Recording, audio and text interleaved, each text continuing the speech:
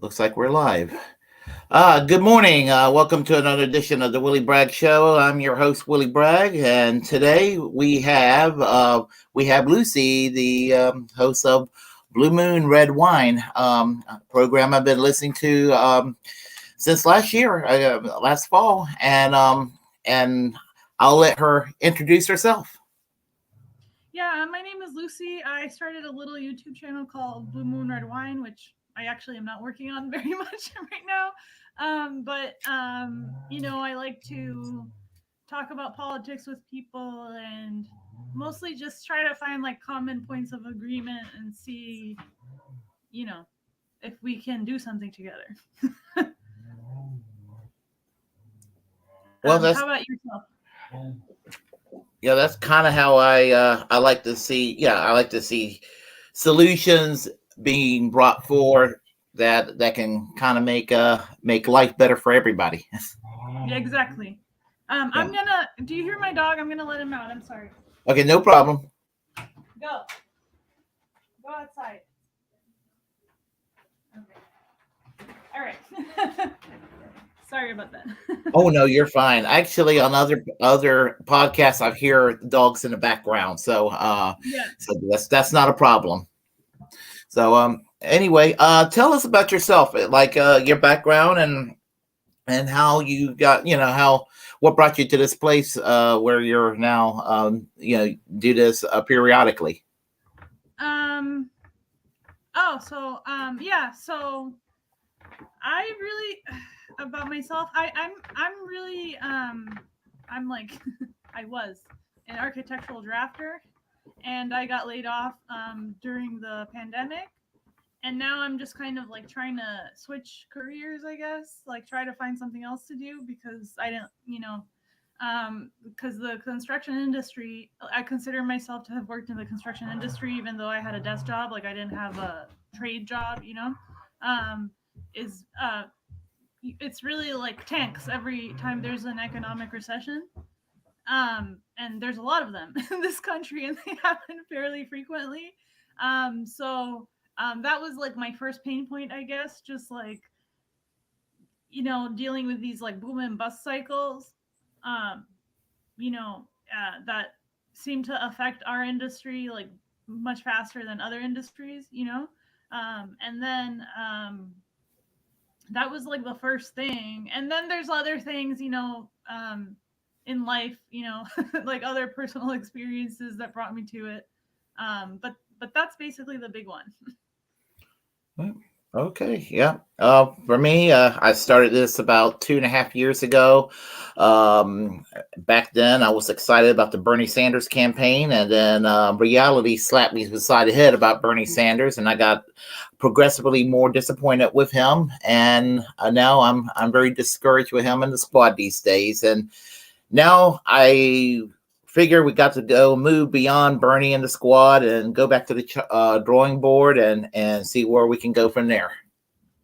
Yeah, I mean that's basically what it is because it didn't work out. So, um, you know, um, what are we gonna do now? Like, well, I mean, I feel like the funny thing about this and this whole hashtag thing, like, or the weird ideas that people are coming up with, is I feel like people are now under the impression that it's like if I put it on a more extreme hashtag or go farther left, then that'll work.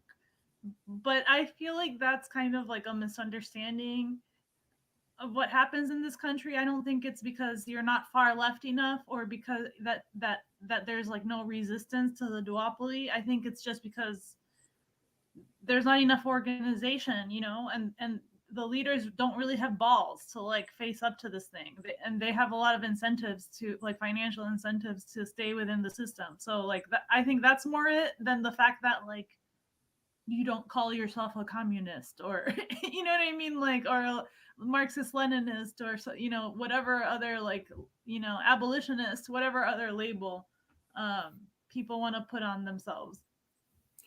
Well, over the past 30 years, most people know where I start off as a liberal Democrat essentially, and I got further left, but I stayed on a steady course. I mean, in the past 30 years, when I joined the radical left, I guess you could say I was always on the semi-radical left. I was always a more or less a social democrat, which is radical in America, but in left-wing circles, there's it's a very egocentric ecosystem of sorts where everybody's trying to outleft one another, and it becomes kind of a peculiar world on the internet sometimes too. That's what I like about your show. Sometimes you're like, it's like very honest. It's like, I started out as a liberal Democrat and this is who I voted for in like 19, whatever. And then you like explain your political progression really clearly. And you also seem to know a lot about, how do you know so much? Is it just like from the news, or about all of these different political factions? It's interesting you brought that up. Growing up, growing up, my dad's American. My dad's a middle of the road Republican. My mom is Puerto Rican. She's like a pro-life Democrat kind of situation.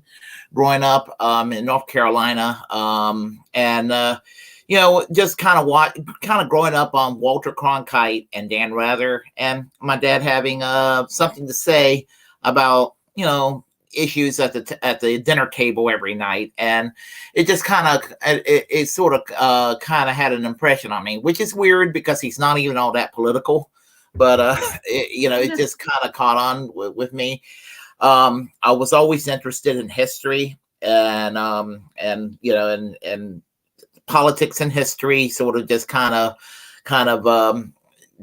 just sort of had an influence on me, and I wouldn't exactly call it indoctrination, but in the 1980s, I grew up as a punk rocker, and I got also involved or got fascinated by left wing politics, of listening to groups like the Dead Kennedys and stuff like that too.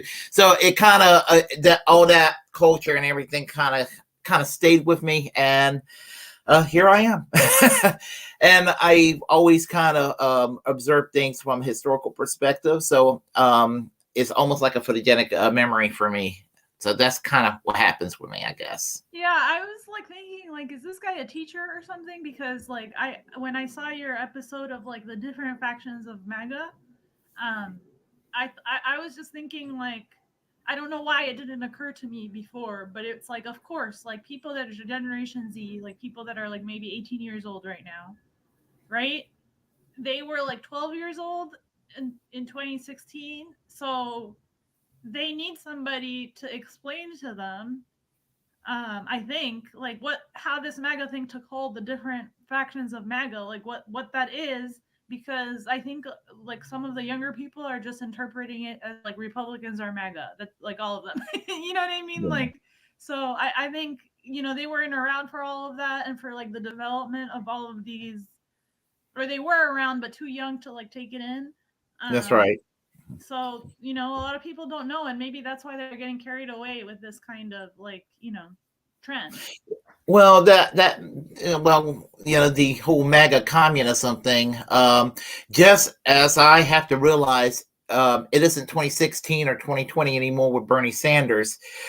It isn't the Donald Trump of 2016 anymore. I mean, the Donald Trump of 2020 is a much worse type of Donald Trump than the Donald Trump of 2016, where even though he says some horrible things, there were elements of moderation in his rhetoric that wasn't there in 2020. And I don't suffer from Trump derangement syndrome. I mean, didn't like the fact he was president, but I don't like any president that sits in a White House. I mean, they're all war criminals. They're all beholden to Wall Street, and they all done some pretty nasty things behind the scenes and everything. It's just that Trump is a little bit louder than everybody else about it. Yeah, Yeah. I agree with you. Mm-hmm. Yeah, and I think like there's a lot of like value too. I actually like I really spent most of my life as like a non-voter. Like I didn't really vote that much sometimes in the general election, which is like the lazy thing that people do. And I didn't really put much effort into any campaign really until the Bernie Sanders campaign, which is actually like rare for my generation because I'm a millennial, so a lot of like people that are my age spent a lot of time on the Obama campaign. Mm-hmm. Um, but which was also kind of grassroots, like not him, but the people that tried to get him elected. Um, and I just like Obama never really sold that much for me. Like I don't really know why. I kind of saw it as an elitist campaign at the time, but like I didn't want to say it because he was black and that would have been interpreted as racist or something. So I I was really more of a like Senator Edwards kind of. I don't know if you remember. I'm from Um, North Carolina. He was my senator. yeah, so like I I didn't met know him that much actually. about him, but I knew he was like a little better on healthcare. So I don't know, like I just Slightly. kind of Slightly. Yeah. preferred him a little bit, but I wasn't. And then he dropped out, and I was like, oh, whatever. I'll just go with the crowd. Like so, I was like uh kind of tribalist Democrat for like a few years because I'm from New York too, so it's like everybody around me is a Democrat. Either a Democrat or a non-voter. Like I actually knew very very few Republicans until I started working and realized that some of in New York, like the people that vote Republican in New York City, it's really a lot of like upper middle class people that don't want to pay taxes because the taxes here are really high, and the Republicans they try to slash taxes. So it's like, so I'm not from any kind of area that's like has kind of your generic Republicans that are I don't know, more lower class or working class. Like we don't really have that much of that around here. They're really like upper middle class people generally that don't want to pay taxes. That's like the kind of and there's also no um like a lot of these associations with you know like nationalism. It's like not even really necessarily Americans that are like this. It's just like the global upper middle class, if that makes sense. That doesn't want to pay taxes that lives here. They a lot of times vote Republican. So that's how it is. They're kind of they seem like a kind of a yuppie-fied libertarian types, I guess. Right. Yeah, Exactly. yeah. I get it. I get it. And probably not the worst people around ideologically speaking. I live just outside the Raleigh area, and believe me, Johnston County, we call it JOCO around here. Johnston County, this is Trump country. I mean, this is heavy. I mean, they surround me. I mean, it's every North Carolina, right? North wait, yeah, Carolina. I'm in North Carolina. Yeah, yeah, Okay. yeah. I'm just 30 minutes outside of Raleigh, and as I said, Johnson County is. Yeah, I'm just off of Highway 95. I mean, just right off of Highway 95. And yeah, as I said, it's a very heavily Republican area. And I mean, there's like Trump signs, Trump flags, you name it. I mean, just it's just Trump country around here. And prior to Trump, it was Romney country, and it was McCain country, and it was George W. Whatever Republican. It's just a heavily Republican area around here, and in like the really kind of southern type of right wing Republican mindset that exists around here. So pretty bad. I mean, get the bad end of what it means to be Republican down here in North Carolina. Yeah, it's funny because a lot of this trend too, and kind of exactly like Trump, because Trump people keep forgetting it, or they don't like associate him with New York City, but he is from New York City. Mhm. He is originally from New York City. He grew up actually not that far from where I grew up, in like a very diverse area. I think that's why he feels comfortable like shitting on the undocumented people or whatever, because they're like surround his neighborhood. and he Hmm. hired them on almost all of his construction jobs. You know, was like Mexicans and the Polish Brigade and people like that. You know, like undocumented people that work on these construction projects. Um, and like I think there's some legitimate anti-immigration stances in this country. For example, if you're saying something like, you know, we don't want to let like an unlimited amount of immigrants in because that decreases like the union rate on construction jobs. Because that actually has happened a little bit. You know, like you can see, you know, how they've kind of pit these like two labor pools, like the local labor pool against the foreign labor pool, and they'll take the foreign one and say, look, like these people are charging less. So and you know, like I understand some of the kind of anti-immigration stuff from that perspective, but I feel like people really have to understand that Trump does not prefer to hire Americans. Like a lot of that has been lost. He continues to hire, you know, undocumented immigrants on all of these construction projects. Even the MAGA hats, you know, like they're Made in all like China. made by immigrants. Yeah. And then people are like shitting on the people that are literally making the brand. So it's like, you know, and you know, Trump doesn't hire union exclusively, like union American labor. Like I'm for all those things, but he doesn't do that. So like I think people really have to understand, even if they're anti-immigration, that this man is not representing them. Like Well, here's the yeah. thing about it. When it comes to the issue of borders, there's nothing wrong with a border. I mean, you don't have to have ICE in existence. Customs, if it's not broke, don't fix it. You didn't have to have ICE. You got customs. Normal borders usually have customs, that can take care of these things. And there's and I'd say that there are ways that the immigration crisis can be taken care of. And if as I said, you know, if the immigrants are legal, if their status is legal, then the wages won't be a concern. But because they have an illegal status, they are easily exploitable, and that's the problem. But it's also American foreign policy that's involved with this.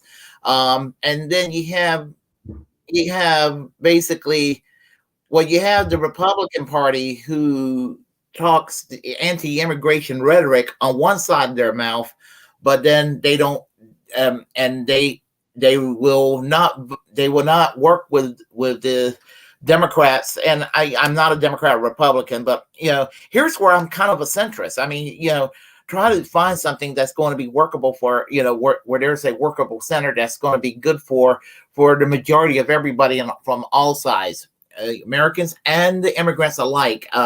Find something that's workable, that's going to be workable for everybody involved. And you got a right wing in this country that does not want it for culture war reasons. They don't want it because they like wages being stagnated, kept down to really low. There's all that. And Yeah. then you know and then you got the United States like to meddle in Latin America too. There's that, and that causes a migration crisis. Right. And I think like I think of, especially with a lot of the middle of the road Republicans that aren't really like nationalists or anything like that, they say a lot of this stuff like legal or versus illegal.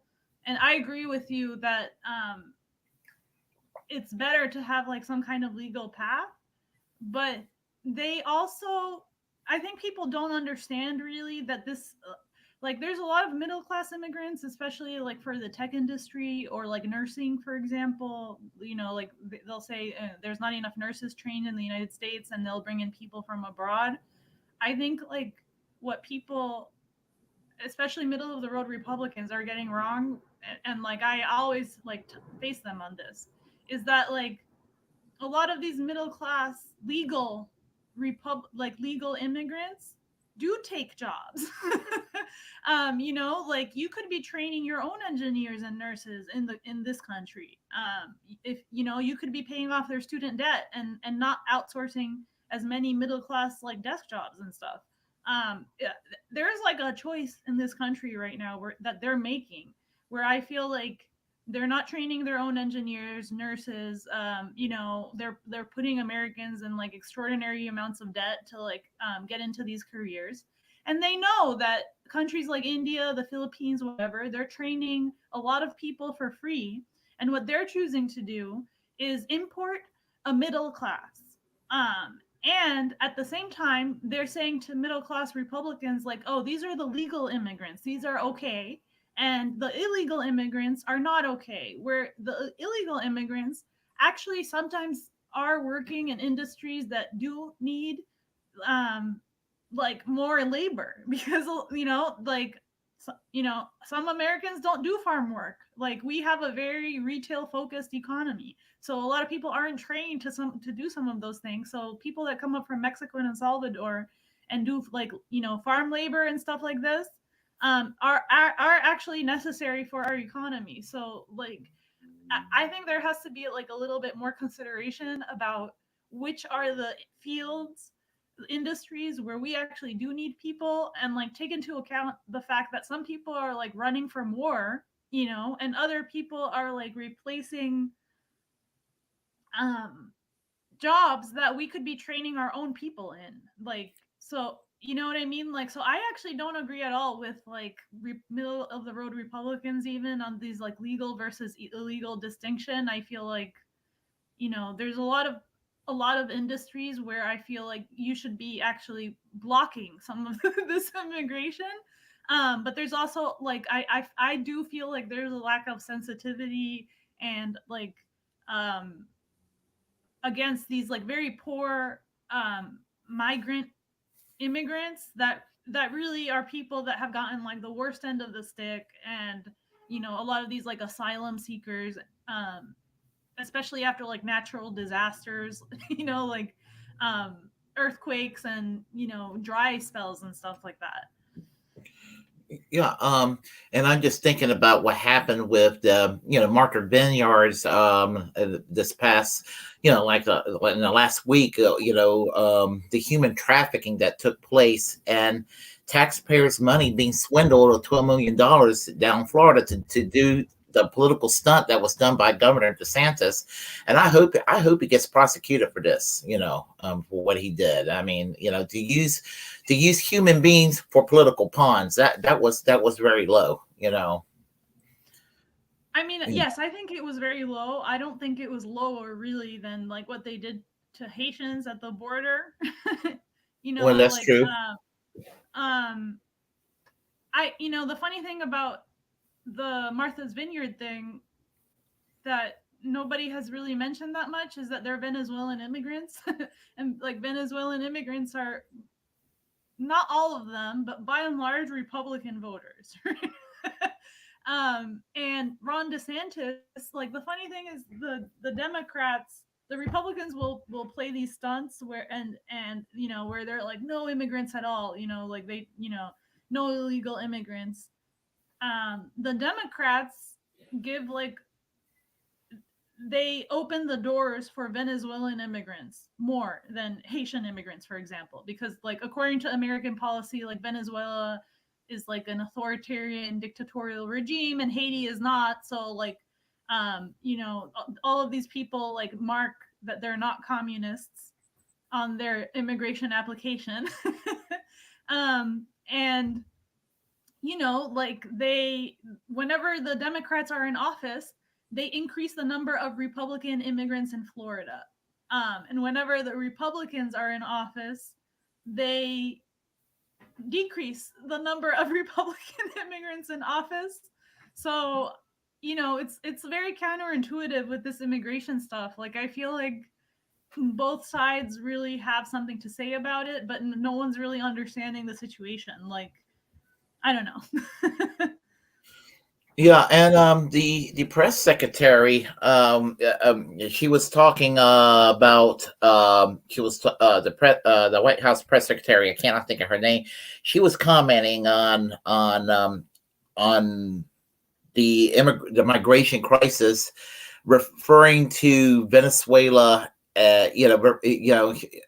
she was referring to Cuba, Venezuela, and Nicaragua as if all three of them were communists. And I'm like, okay, Cuba is officially a communist state. Venezuela and Nicaragua are still free market countries that has a left-leaning government, and that's and when I say that to right-wingers that about especially Venezuela, they go into a connection. They're like, they act like the entire economy is nationalized. I'm like, no, no, no, no, no, no, no, no.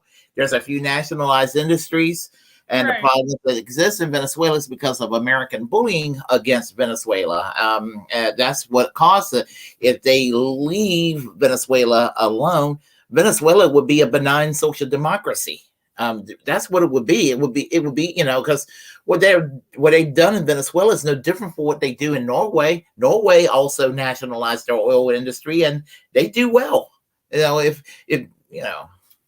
Yeah, like I think, I mean, if these people are so convinced, I think it's true. Like if these people are so convinced that these systems will fail on their own, then let them fail on their own. Like let these people choose whatever government they want, and then they can have their system fail or succeed on their own. But like they'll insist on imposing sanctions, and Venezuela, like England stole their gold. Like they stole $1 billion in gold from Venezuela, and by and far, like the biggest refugee population at the border right now are from the northern triangle, like people from Honduras, El Salvador, and Guatemala, and none of those are communist countries. And that is like by the numbers, the greatest number of people that are crossing the border are from those three countries. So yeah, and none definitely. of them are communist countries. So I think there's something to be said. For example, if you say something like, and like I actually grew up around a lot of Cubans. Um, uh, if you say something like, the left, communist countries are also corrupt, it's like, yes, I can agree with that because there's always corrupt people, opportunists that will like try to rise the ranks of any kind of like party. You know what I mean? So corruption exists everywhere, like in left wing countries and like right wing countries. Like I can agree with that. But people that say something like, these authoritarian dictatorships like Cuba and Venezuela that are, like, and then they'll like rush to save these immigrants specifically when it's not even like the countries that are evicting like the most immigrants. It doesn't make sense to me. So I like, it's just a joke. Like at this point, if you're acting like, I mean, Venezuela, more than Cuba, has like the most number of immigrants from a communist country, or communist, like a country with a communist party.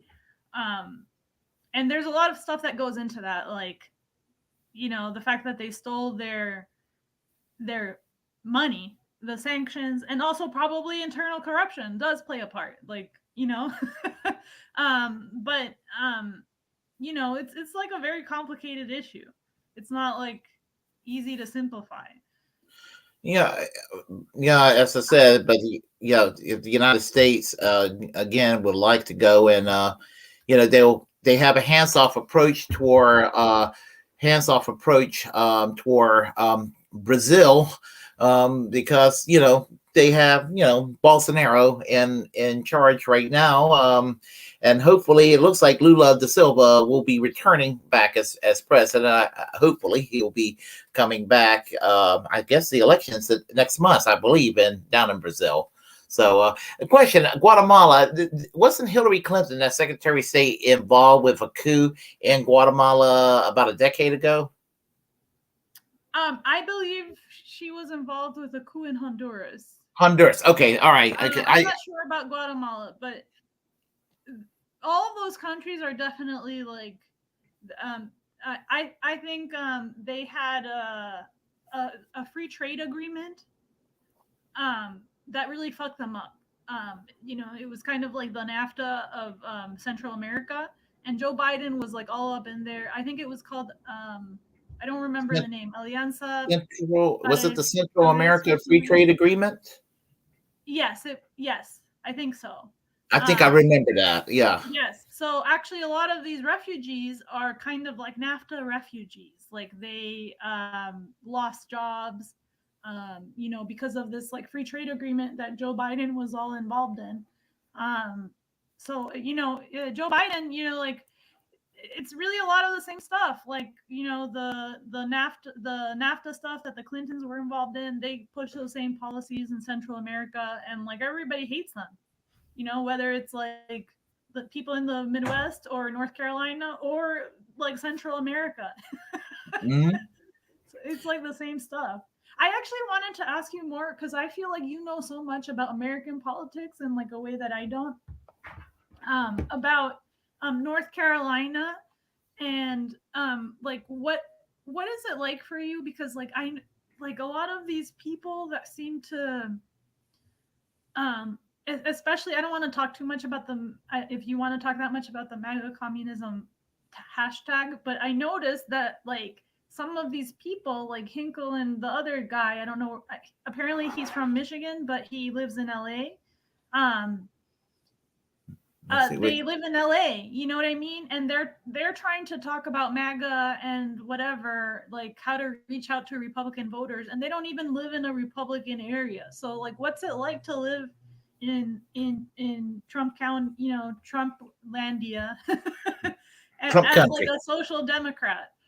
Well, if sometimes I get some dirty looks when I still have my Bernie Sanders sticker on my on my car, but I'll get some dirty looks sometimes. And I would, when I was in the Socialist Party years ago, we used to do petition work in various counties, and I'll get some dirty looks, or just get some odd stares from people, and there was and these weren't like white supremacist skinheads, but in liberal Chapel Hill, I had some patriot skinheads. They were basically military guys that were skinhead types. They're not necessarily racist, but they're kind of like just generic right wing types they were basically calling me a communist, and they were like, yeah, just go back to fucking Russia. This is back about 20 some years ago. And I was like, well, Russia's no longer communist, is no longer communist, but oh well. But they just kept on following me, and I had to go and get a police officer to take care of them, because they were disrupting my right to petition other people. I had a right to go and Peacefully, collect. yeah. Yeah, and they were just kind of disrupting me, and I mean, I wasn't particularly scared of them. I knew they were being boneheads. I knew they were just trying to troll me, but they were just getting on my damn nerves. you know. Yeah, Yeah. and it could be like dangerous if it's like too many, like like groupthink. Yeah. Well, I mean, I didn't feel particularly scared because it's Chapel Hill, and Chapel Hill's progressive. I know they were just there in town, and everything. And not that Chapel Hill's socialist, but Chapel Hill, North Carolina, is a deeply progressive area. One of the few places where I feel kind of some semblance of where my political surroundings are. I feel a little more at home than in some other places in North Carolina. You know, I guess Yeah. you could say, I guess you can compare Chapel Hill in some ways to a Greenwich Village, but in North Carolina, or something like that. Yeah. I think people like maybe Greenwich Village in the 80s, because like right now I feel like all of these places are not really in New York City are not progressive. They're really like extremely wealthy. Like you have to be very wealthy to this day to live in Greenwich Village. Like, maybe not I in know the they're moving to Brooklyn. I know people are moving to Brooklyn because it's a little cheaper, right? Brooklyn used to be cheap. That's originally when but now it's also very expensive. And Um, Harlem, I believe that's the situation too, right? Aren't they moving to Harlem for that in reason? Harlem, like actually the only people so my mother lives in Manhattan, and she does have an affordable place. So the way it is in New York City is like if you've been there for a very very long time, like over 30 years or something, then maybe you might have access to some kind of rent control. So, like my mother is over 70 years old and she lives in Manhattan in an area that's like expensive. And it's because she's been there for 40 years. You know what I mean? Like, so she has like an affordable rent. But if you want to rent there today, as a new person or something that's like moving there, it's extremely expensive. Like it's very unaffordable. So there's like some working people that live in Manhattan, Brooklyn, like the part of downtown Brooklyn that's very expensive, etc. But for the most part, New York City, like just like San Francisco, and extremely unaffordable place to live. So most people actually that live in Queens or the Bronx or Jersey, actually, and then they commute into the city to work, or or they work remote, whatever it is that people do. So like that's like how New York is now. Um, all of this, like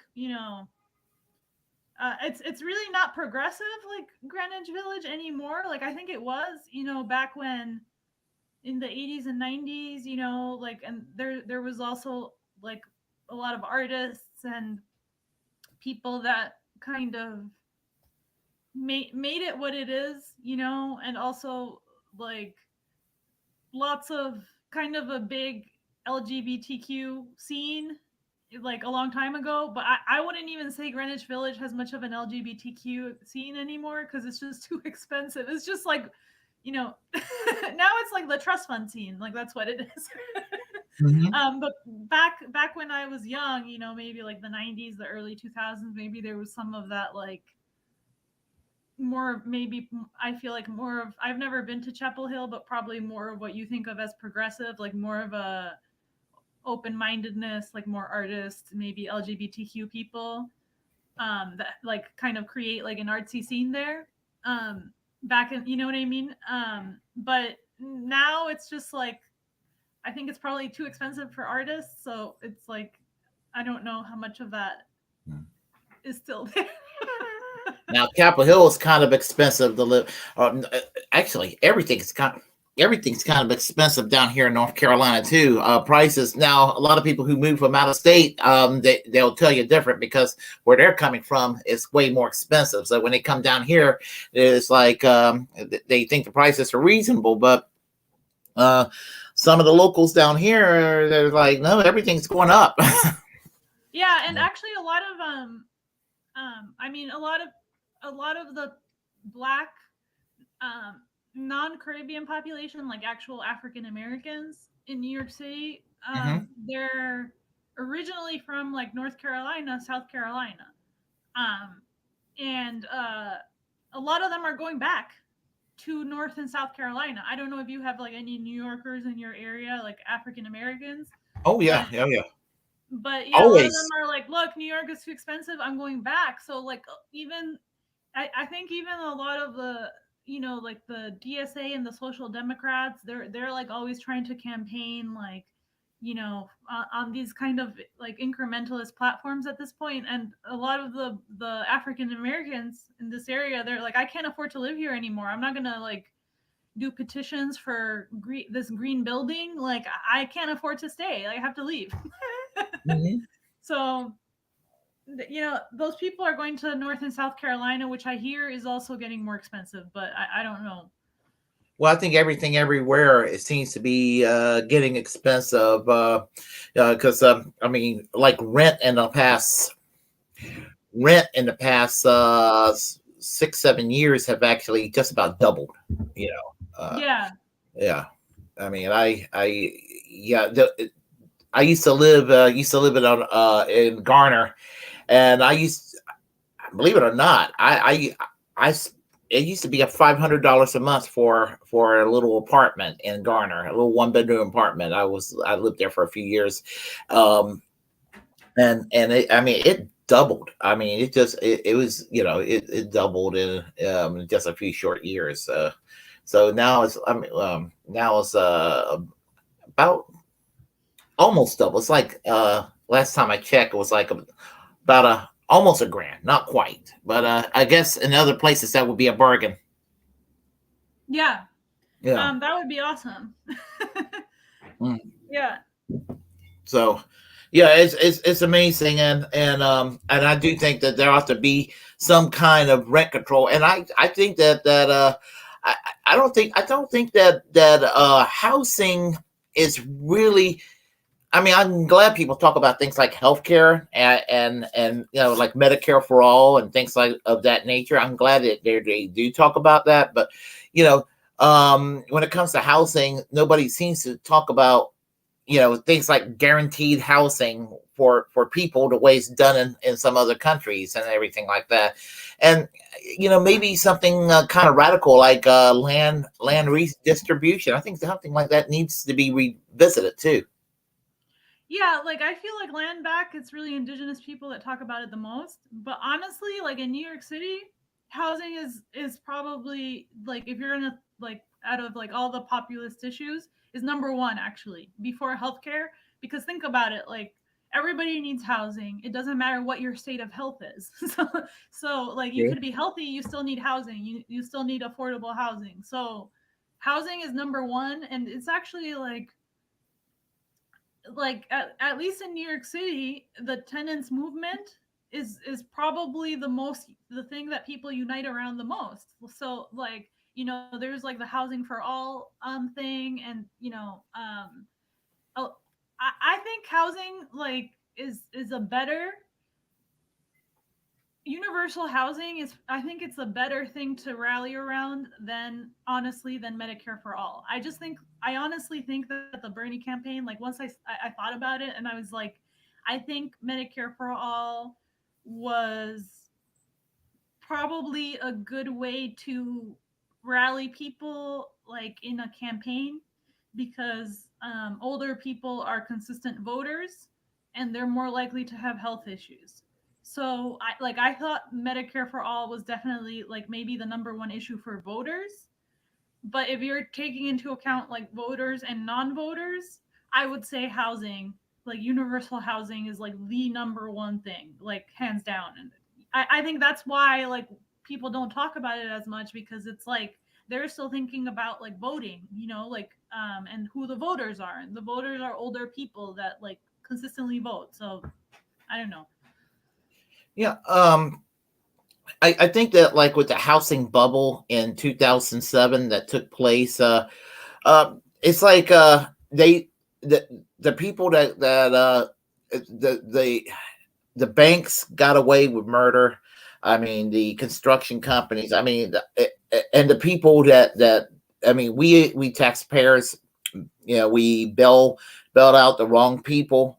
And I mean, it was just I just remember it was just like it's like we're giving the wrong people the money, and then people are still losing their homes and everything. And it was just I mean, it was just like, and then the poor and the middle class, lower middle class that got these loans that fell on them, they were being blamed for this, and Yeah. it was terrible, and then they kind of some people even try to kind of racialize it too, like they didn't say it, but it was kind of like, well, how dare those black and brown people try to get a home? It was just kind of like that just made me mad when that happened back then. Yeah. And Mm. like the foreclosure crisis hit some of these minority neighborhoods really hard, because they were already redlined, first of all. And they were given like the highest interest loans. So, it was really bad all around. But I think I think definitely the Occupy thing, like there is an opportunity there to get people together to talk about universal housing. Um, I don't know. Like, I actually feel like a lot of the things that we could maybe do together is, like, why aren't we talking to each other about instead of pooling our money or saying like mutual aid for someone that owes rent? Why aren't we like pooling our money for projects to buy a little plot of land somewhere or like renovate a house somewhere? And um like I feel like that's the kind of thing that we could do together, you know what I mean? Like um because when you help someone with rent, you're only helping them until the end of the month, and you're all that money's going to the landlord. So it's like I don't know. Yeah. Like I'm more of a land trust school. Like I'm not really in the label myself school. I'm more of the like, who can you get together to like work on a land trust or a, community kind of project. Because that's what I grew up around actually. And like the housing in New York right now, it's really high, but there was a time when people did those projects and they came together and like worked on this house or the other house. And now those houses have um, significantly appreciated. Like, it's places that were worth nothing and now you have to like be a millionaire to buy them. So and like back then, um like especially in the Harlem area, there were a lot of abandoned buildings that are now um extremely expensive. Like they're not, and some of them were like, you know um it was also dangerous to renovate these places because like the crack cocaine epidemic and stuff, and like sometimes in some of the abandoned buildings there are like drugs and drug sales and whatever. So like you actually like really need a community effort to like kind of clear the area and be like, this is community owned. It's not like a place for you know Hmm. drugs or shady operations. It's just like it's really complicated. There's like a lot of simultaneous crises going on at once, like the opioids. I don't know. What's it like in Chapel Hill? Is it like lots? Actually, aren't there like banking jobs, like new banking jobs and retail banking and stuff The in banking Chapel Hill? area in North Carolina is in the Charlotte area. That's where that's where. Okay. Yeah, yeah, and that's like a real yuppified area too, and all that. Yeah, last time I was in Charlotte, I'm trying to think. Actually, I have a funny story about that. Last time I was in Charlotte, um, shows you how old I am. It was 1996. I went with some of my friends. It was a Flock of Seagulls reunion show, and I got drunk at the show. So I got drunk with the band, and I hung out with a Flock of Seagulls. So how many people can say that they got drunk with a Flock of Seagulls? I have. Yeah.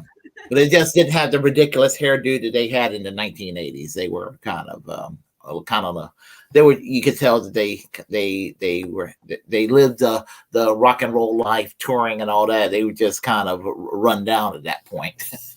Yeah. Yeah, so that's my story about Charlotte. So Yeah. but I can't believe it's been that long. Gosh, yeah, almost 30. I haven't been there since 19. Gosh, I haven't been in Charlotte. No way. I'm sorry. I was in Charlotte in 2002. I went to Charlotte in 2002. Okay, I'm sorry. And prior to that, 1996. I haven't been to Charlotte that often.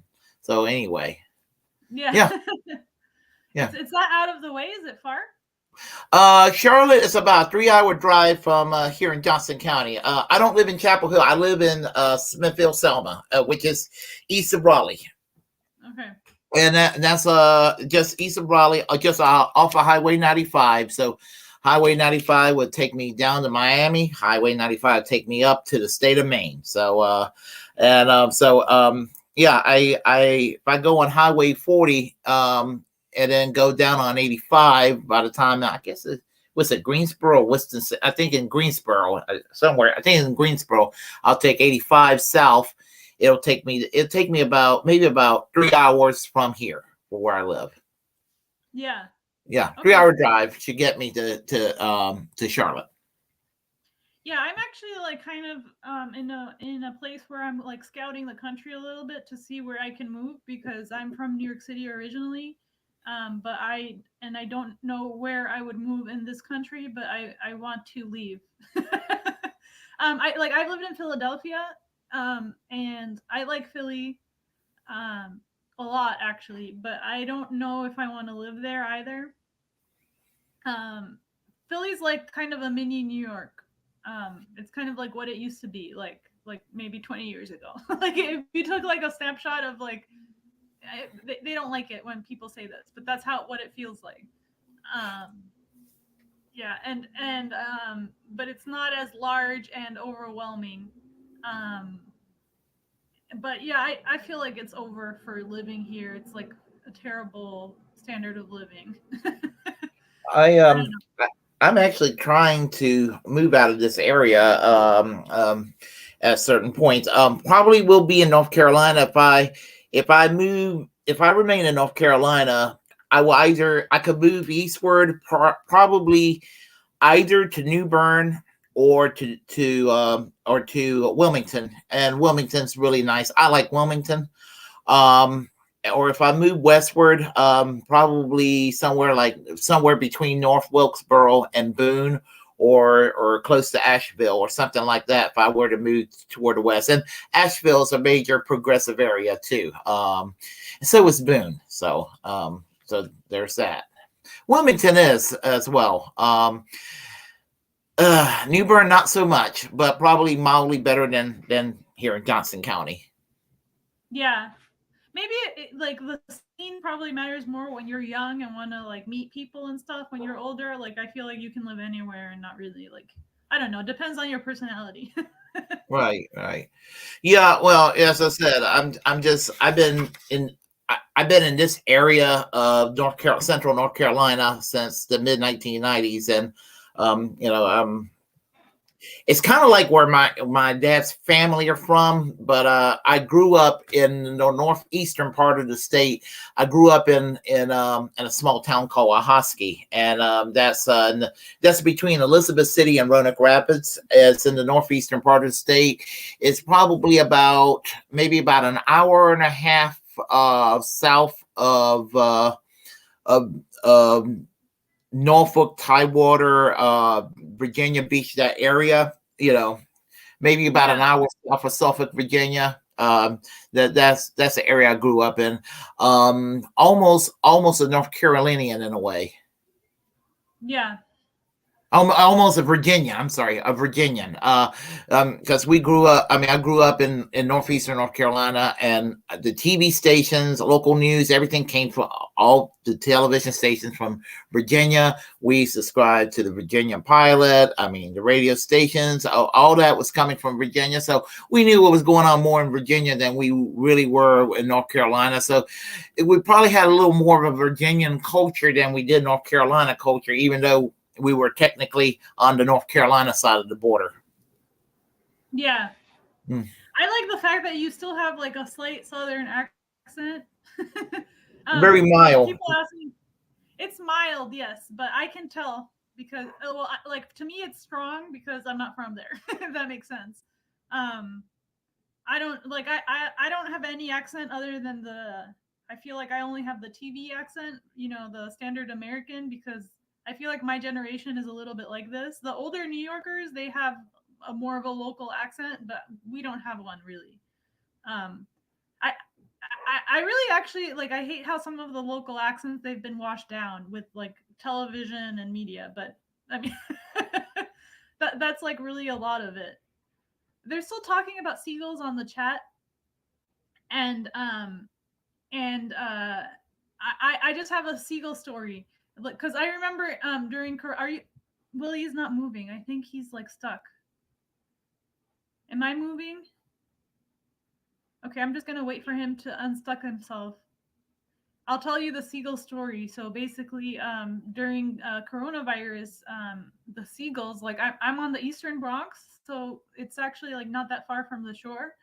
And the seagulls, they left the beach, and like during coronavirus, they were like right in the supermarket, like right outside the supermarket, like demanding food, and like they were aggressive. They were like like I remember like during corona like going into the supermarket, and then like the seagulls like screaming at me as like I'm trying to get my car out of park, and then I had to like give them food from my bag. Yes, I've started saying y'all instead of you guys.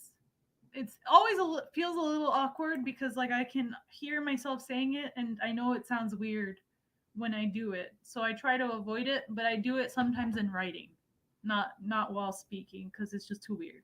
And also because like in New York, a lot of the people that say y'all are, black people that whose parents are originally from North and South Carolina anyway. So um, it's like they are actually kind of Southern, and I am not. So it's just weird to do it, to take that on. Willie, yeah, I'm actually I feel constricted with you guys as a shortcut. I feel like y'all is better, but I don't. Okay, I'm back. I'm sorry about Yeah, that. it's all right. It's all right. Yeah, I don't know what the hell happened. I know what the hell happened. It was the internet. I'm so sorry about that. Oh no, don't worry about it. Okay, all right, all right. Was there a chat line? Were there anybody? I don't know. Oh. I was just talking with Bulla about Warren is from Mississippi originally, but he lives in New York now, so he knows all of places the places that we're talking about.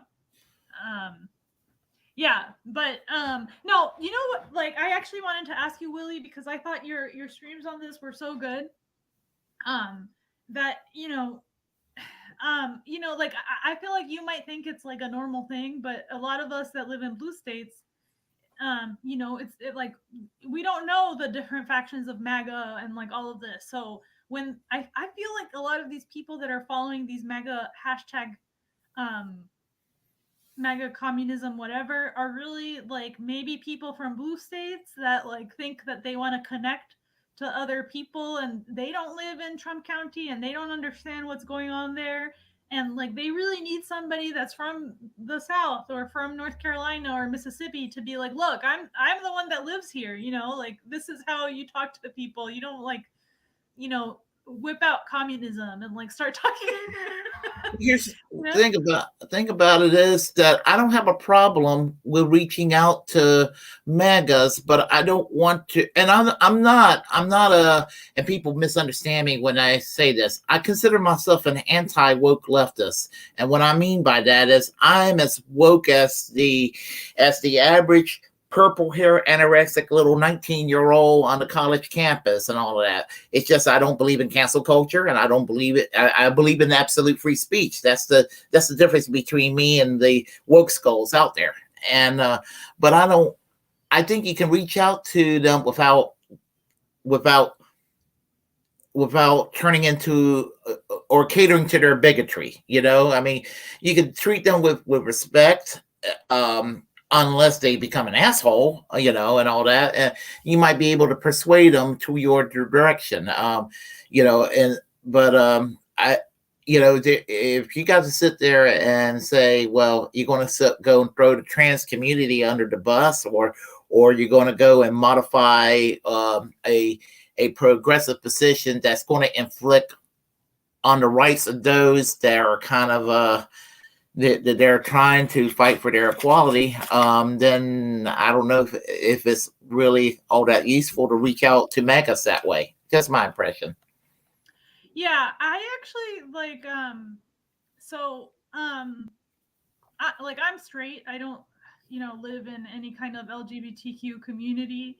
Um I um I'm not against like any of this stuff. Like I'm for all of this stuff, like marriage equality, etc.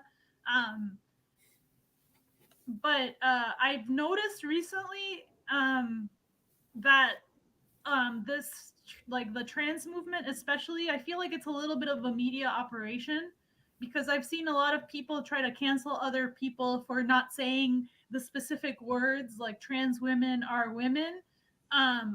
I feel like there's either very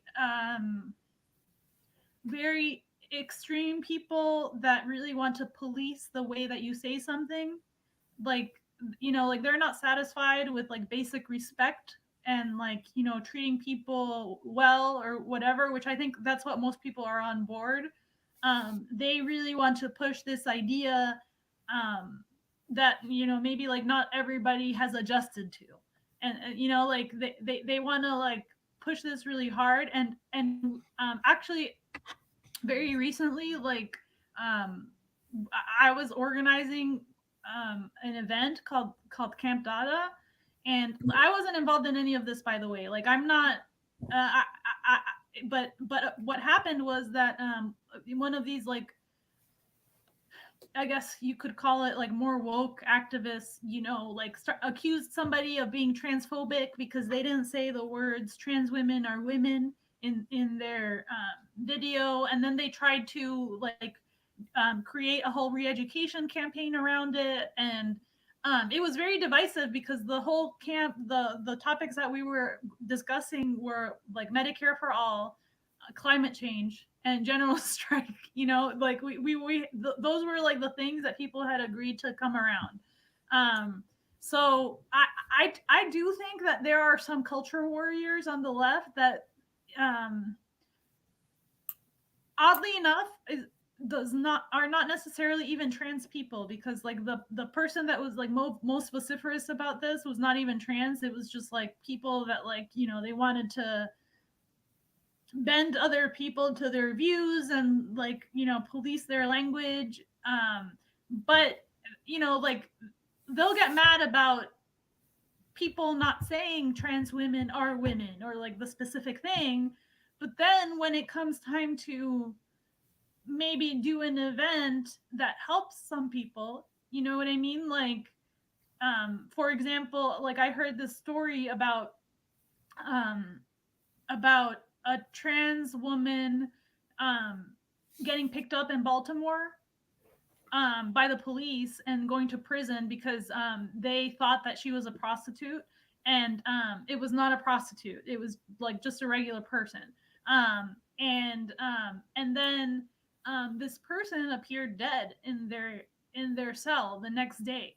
So like I feel like that's the kind of thing where you talk to most people, they're like, like, look at this huge injustice. This person has been um like, picked up erroneously by the police, like discriminated, ended up in jail, and then become victim of like this huge abuse.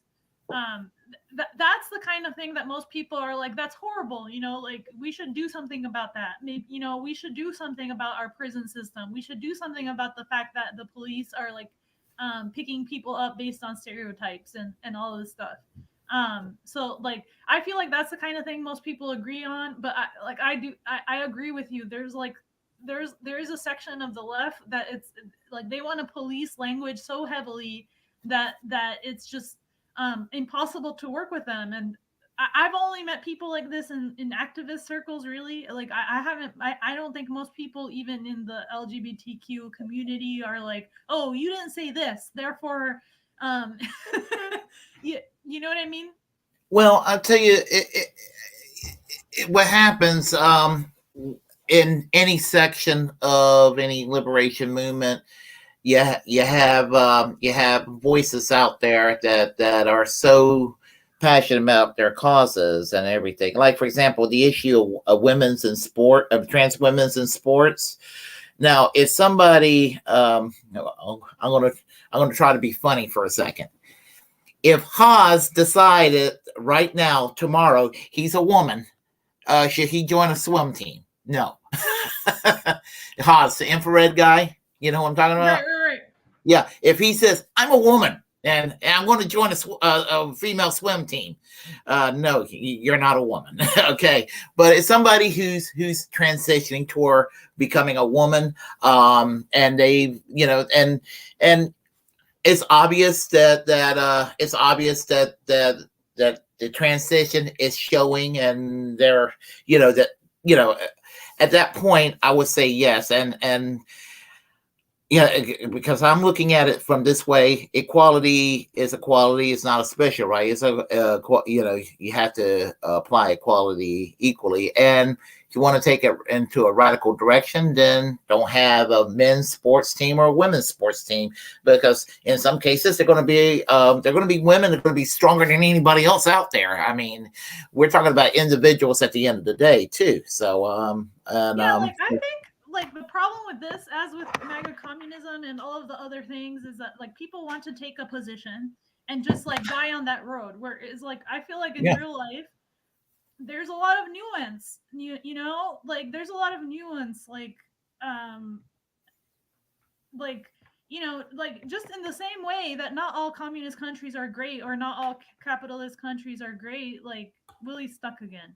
He's gonna go out and back. Are you there? Oh, I'm here.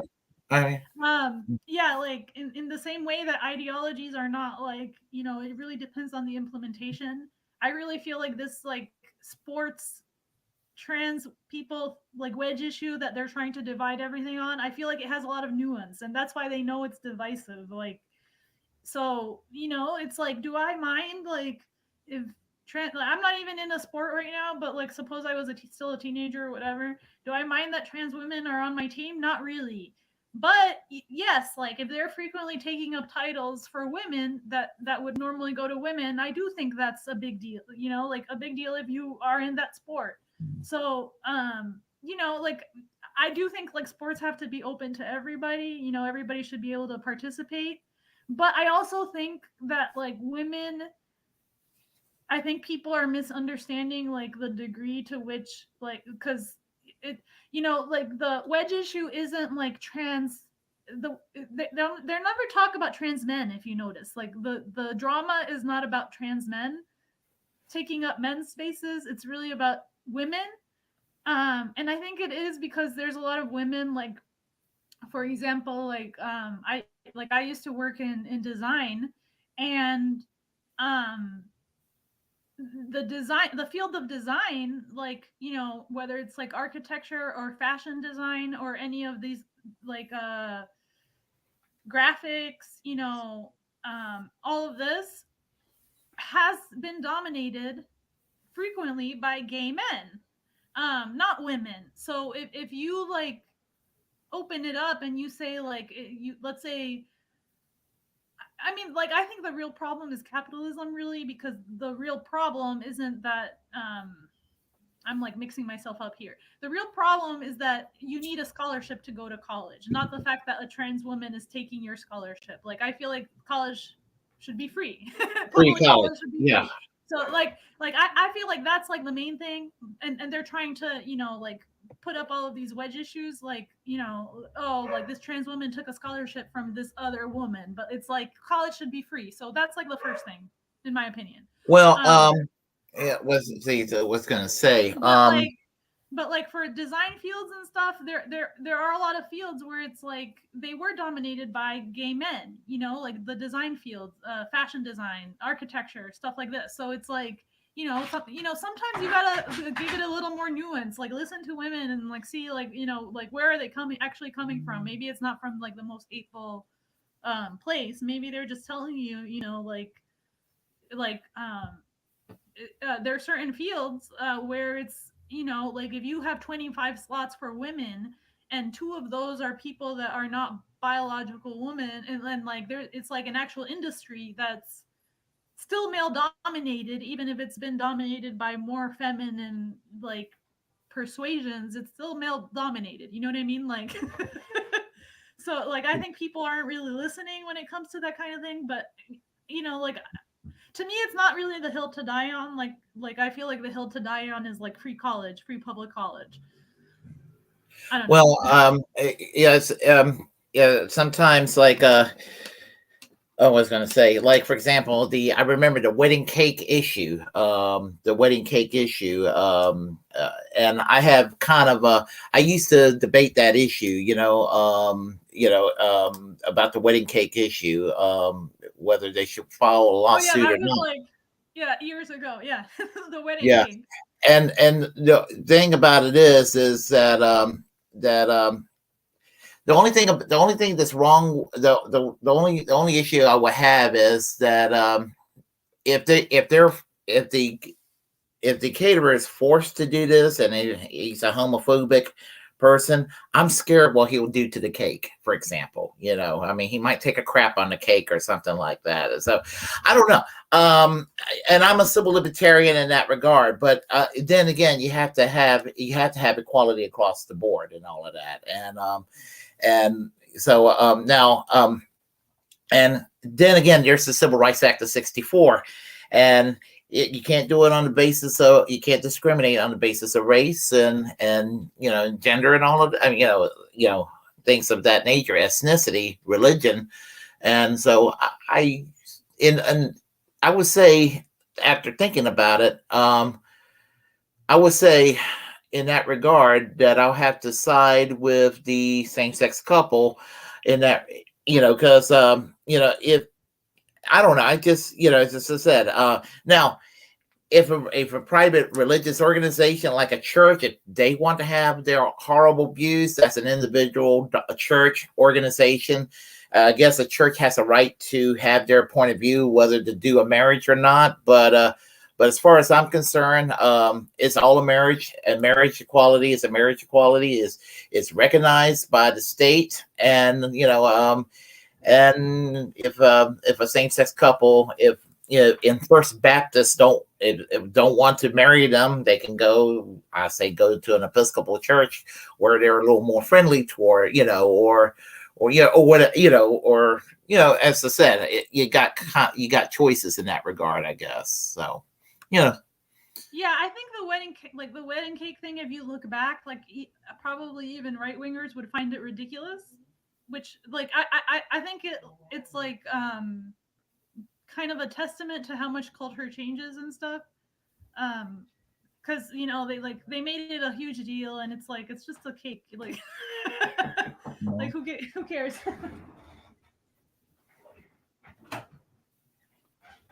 um, yeah. Sorry about that.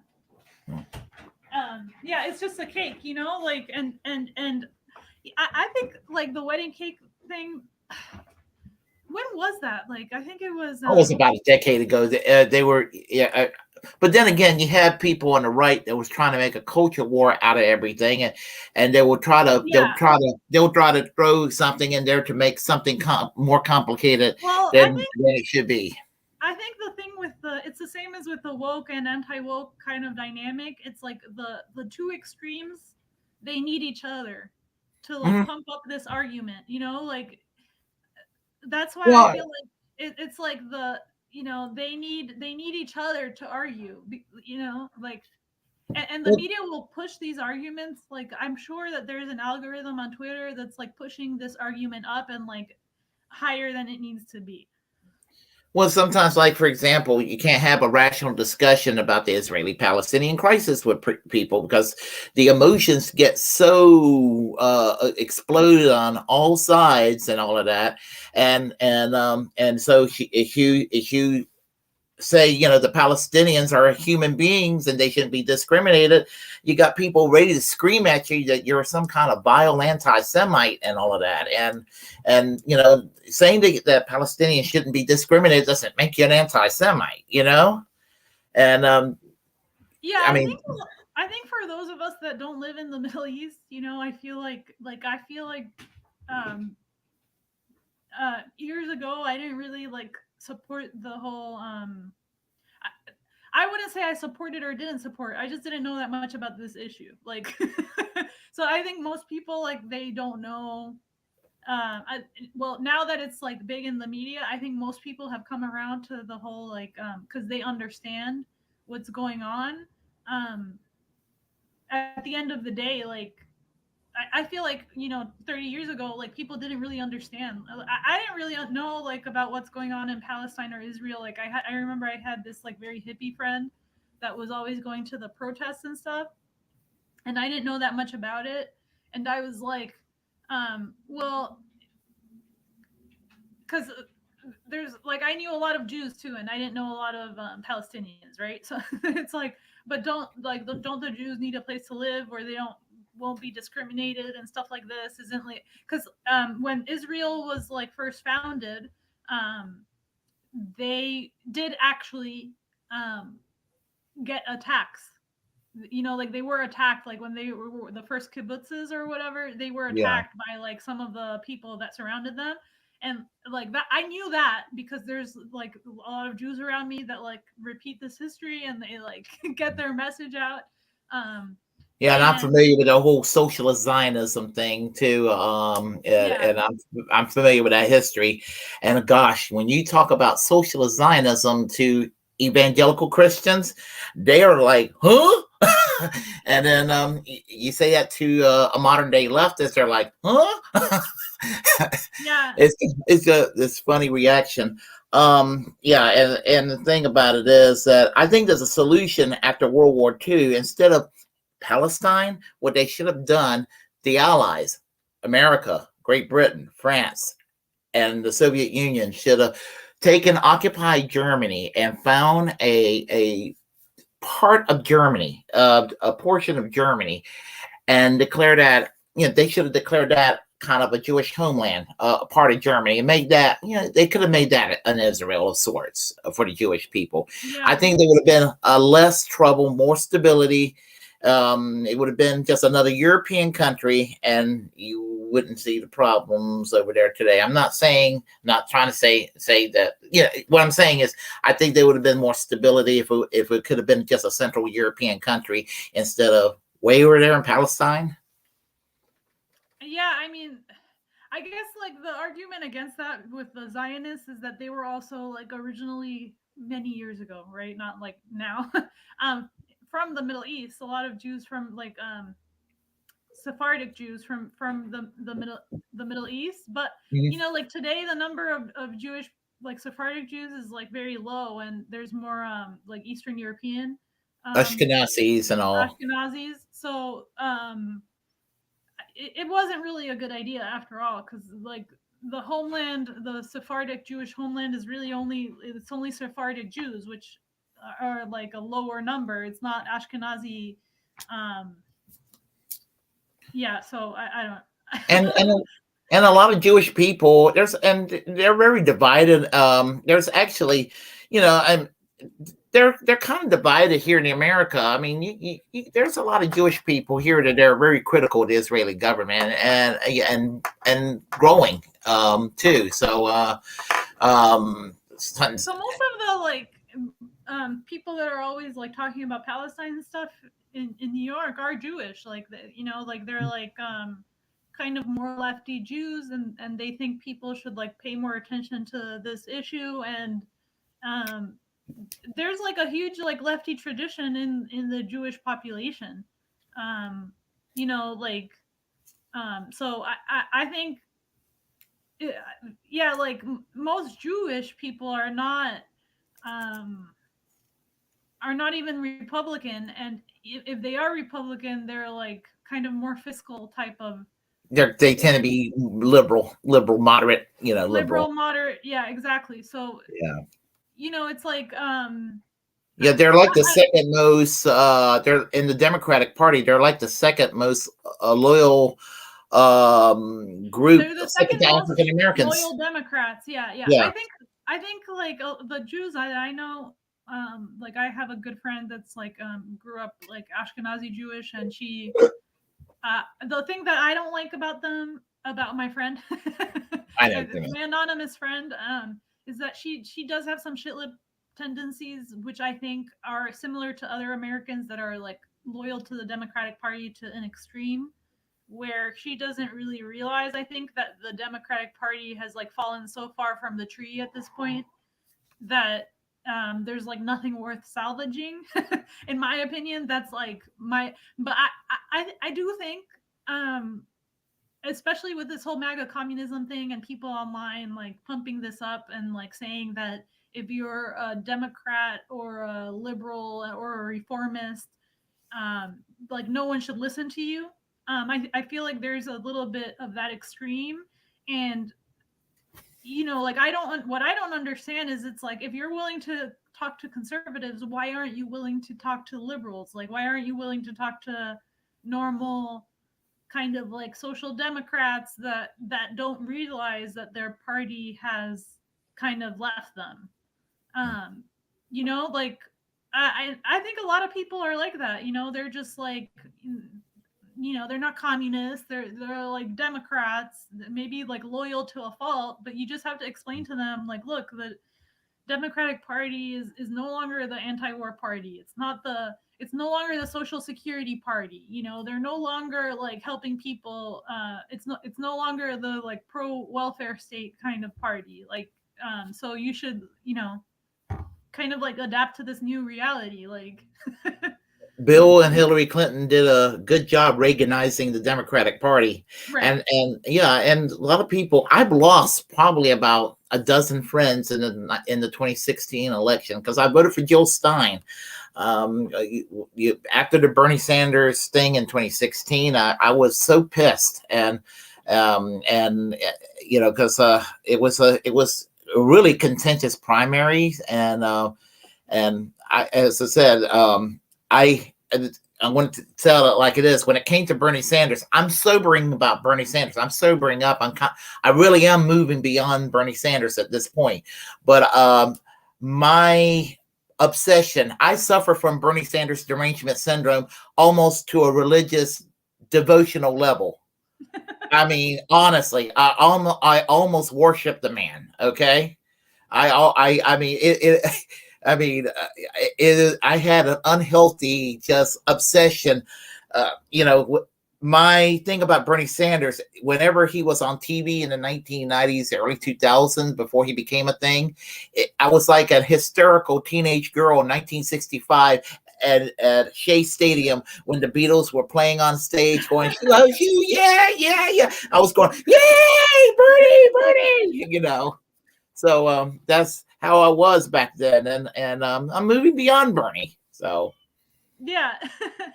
Yeah, I think people like have to give people time to like get over these trends and stuff. That's like, and recognize that like maybe this MAGA communism thing is a trend, and some of them us are seeing through it, and other people are like very inspired for whatever reason, and like, yeah, money making scheme too. yeah. I actually, and people are gonna hate me. They're like, I voted for Hillary Clinton I'm in not gonna. 2016, and let me tell you the actual story behind that, because people are like, "Oh, you voted for Hillary Clinton, like, evil woman." So I voted for Hillary Clinton. Like, I was kind of like a not mainstream kind of non-voter, except for the general election type of person, Mhm. and I actually did support Bernie in 2016, but like only mildly. Like, I only heard about him towards the end, kind of thing. Right. And somebody roped me into helping canvas in 2016. And what is it? Okay, go, go. My pets keep wanting to walk in and out the door. It's really annoying. And my cat knocks the door. Like, they both knock the door. Um, um, uh, and they were like, go canvas, and I got the projects in Harlem. I went to the projects to go canvas, right? Um, because like all the Spanish speakers, they send you to the projects because like they can't even do it. Like they don't even have the skills, like a lot of the DSA whatever types. So I went there, um, and people were not enthused in 2016 in the projects. Like, they didn't even know who he was. So I was just like, this campaign it's not going to work. Like, it's just like, people didn't know who he was. Like, it was like 2 minutes before the actual election. What are you going to do? Like, inform like a thousand, like, like, because every building, if you go to like one of these NYCHA buildings, every building has like at least 500 people. Like, what are you going to do? Like, talk to 500 people in under 1 hour to, like, get them to the election so that they know who the fuck Bernie Sanders is? Like, people didn't even know who he was in 2016. Like, where I was, they didn't even know. And so I was like, I guess I'll just vote for Hillary Clinton, and like, I'll hear people online saying like things like, I can't believe you voted for Bernie Sanders in 2020, like, because there were people that learned from 2016 and about, like, how Bernie Sanders caved in and all this stuff. And they lived in areas where Bernie Sanders was actually a trend in 2016. I did not. Like, Bernie Sanders was definitely not trending in my area in 2016. So when the opportunity arose to back him in 2020 and actually like inform people of who the hell he was, I felt like there was a little bit more time to kind of like get that message out. And then he disappointed us then too, like he did the first time. But I think people have to realize that like these like geographical things, like whether you live in South or North, or whether you live in like New York or whatever, like rural Iowa or wherever it is that the Bernie Sanders campaign like first took off, like that those trends are not going to happen everywhere. Like it really depends. Hmm. Well, So yeah, 2020 was a little bit different for me because I was still for Bernie Sanders, but at that time I was like Bernie Sanders, and I was like really impressed at the time when she seemed further left, Tulsi Gabbard, and I was thinking, okay, I think they have a quiet arrangement going. I noticed that she took out Kamala Harris, she took out Tim Ryan, and she was about ready to take out Pete Buttigieg.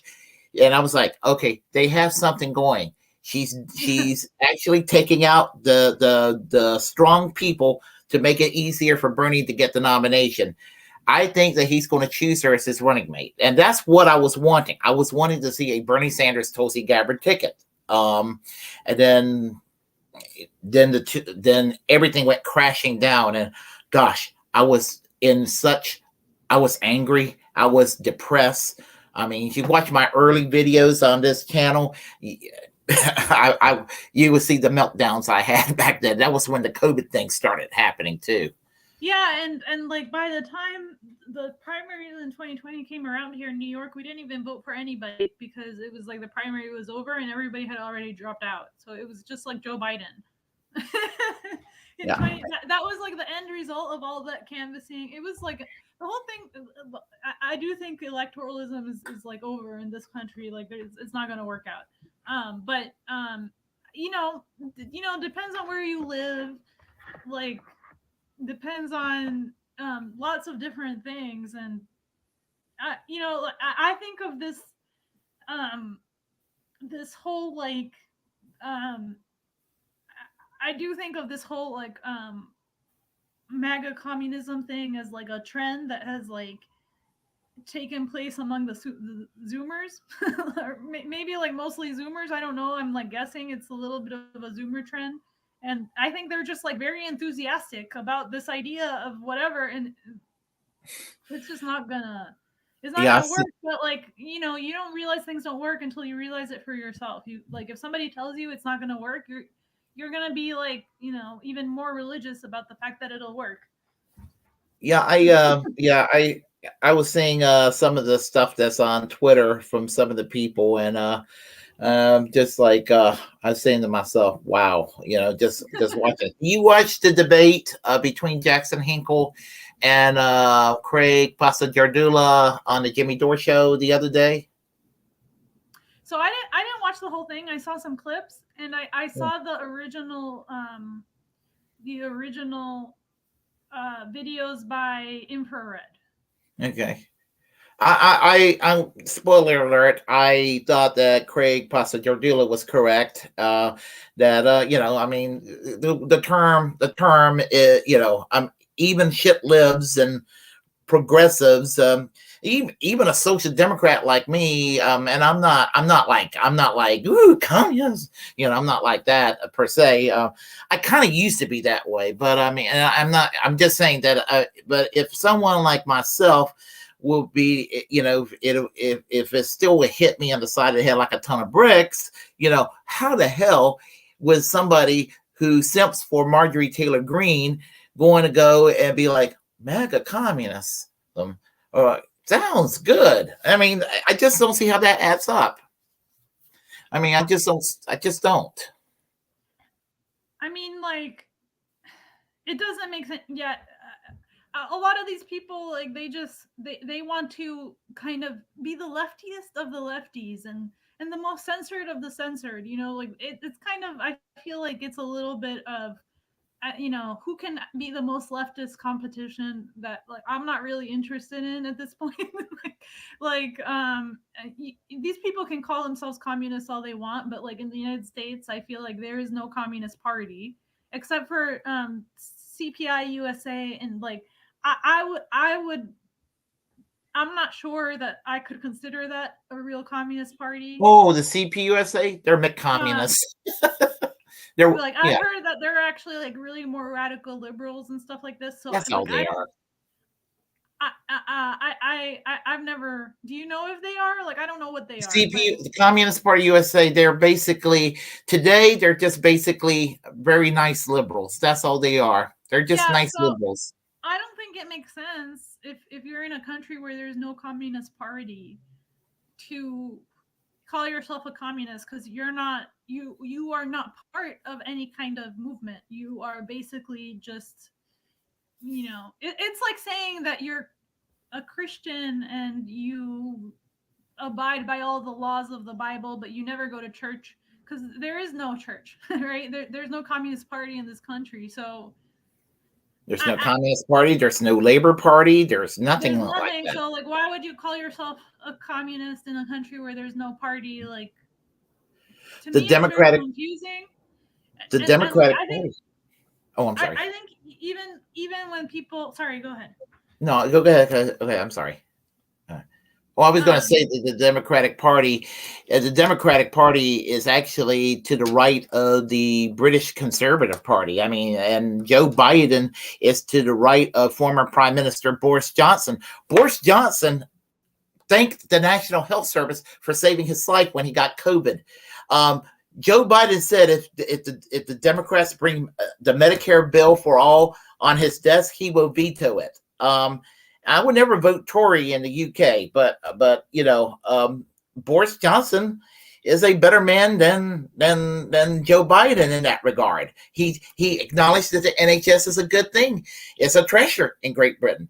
The most socialized medical system in the Western world is in Great Britain. right, and I feel like people also like they think they're gonna get somewhere by with well, they do get somewhere online in terms of getting clicks and like clouts, all of this like who can outleft me competition. But in terms of the real world, like if you actually want to build some kind of like populist movement, whatever, um, to me it doesn't make sense, and that's actually like why I'm like against Jackson Hinkle and Ben Norton, because like Ben Norton, what he likes to do is he's like in lives in Nicaragua, right? And he likes to kind of idealize the communist countries in Latin America, which are like basically Nicaragua, Venezuela, Cuba. But those are very different countries, by the way. They're not like the same at all.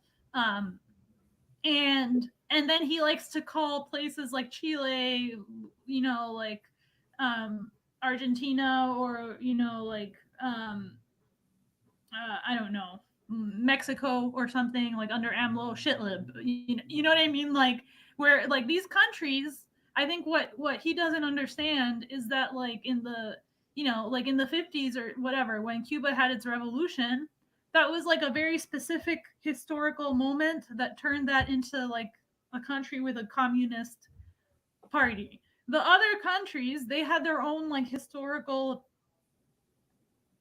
like tendencies, and some of them kind of chose to sell the idea more of a like moderate reformist party. That's what happened in Chile, Argentina, whatever, like Bolivia, like. And if these places are all like very different, they had like different things happen in history, with whether or not they chose like the central communist party, like a one party system, or and some of them chose like Bolivia under Evo Morales kind of chose more of a like electoral system with a socialist party, kind of like a social democratic party, I guess you would say.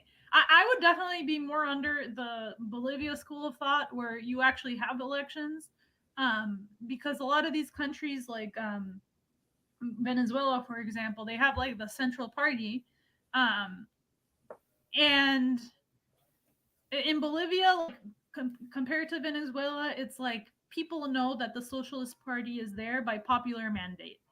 That people want that there.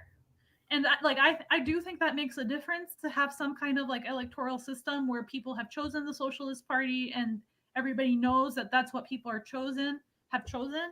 So I think that's a good thing. Like I would be more under the Bolivia school of thought than the Venezuela school of thought, if that makes sense. Um, No, it makes sense. Well, but he'll like call the shit lib if it's not a communist, like a full lefty whatever. So like that's where I'm against Ben Norton, but I think he's like 100% right that MAGA communism is not a thing, and this is oh, not like yeah, a I saw serious, that. it is not a serious like political tendency, and these people are like just like they don't care anymore, they're just doing what gets them the more clicks, like but like that's where we are, and it's crazy. I don't know if it's a grift or what. I started listening to him, Jackson Hinkle, last summer. I just started discovering him last summer, and I like his material, because it was like he's like a charming fellow, and he had kind of a refreshing, kind of laid back, kind of arrangement there, and yeah, and good subjects to talk about, and he's obviously very intelligent and all, but and I don't suffer from Russia derangement syndrome by any stretch of the imagination, but when the Ukraine Russia thing started, it was like and again, I'm not criticizing. If I am neutral between Russia and Ukraine, I think that there's like some horrible people on both sides. I kind of think there are probably okay people on both sides. There's too much. There's too much sanctification of Ukraine by the West that is really perplexing, because I mean there's like a lot of neo Nazis in the Ukraine, and in that area Jackson Hinkle's right to go and address that on his show, but it's too much rah rah rah on the Putin side. Now I don't think that Putin is the worst person on the planet by any stretch of the imagination either, but just kind of like that's what kind of, it's just like, okay, all right, let me just start. I'll If I feel like coming back to listen to the show, I'll listen to the show later. And so after a while, I just kind of stopped listening to him. I still I mean, subscribe, but what I don't understand about the whole thing is like if you're like I supported him when he supported force the vote and stuff like this. This is like healthcare, like a general issue that people in this country can rally around, right? And if Jackson mhm. Hinkle wants to come back to that issue, then I'd be happy to support him. I'm not gonna push like support him with these stupid hashtags that don't make any sense. MAGA and communism are opposing concepts, and the worst part is that this is a synonym for National Socialism, which is not a good political tendency at all. And like I don't understand. And then these guys will like they'll like quote Lyndon LaRouche and Alexander Dugin, who are not communists. They are something else. Yeah. Well, So it could lead to that, or it could lead to a neoconservatism too, like a Stalinized version of neoconservatism, because neoconservatism came out of the Trotskyist movement. So there's a slippery slope there. It could be like a new variation of that, and you know, yes, and like the thing that especially like with the aesthetics that I find extremely creepy with some of these accounts that are pushing this is they're seeming to like kind of unite the more authoritarian aesthetics of like the American empire on one side and like communism on the other. So it'll be like an American military person in front of like Kim Jong Un and like like the hammer and sickle flag or something.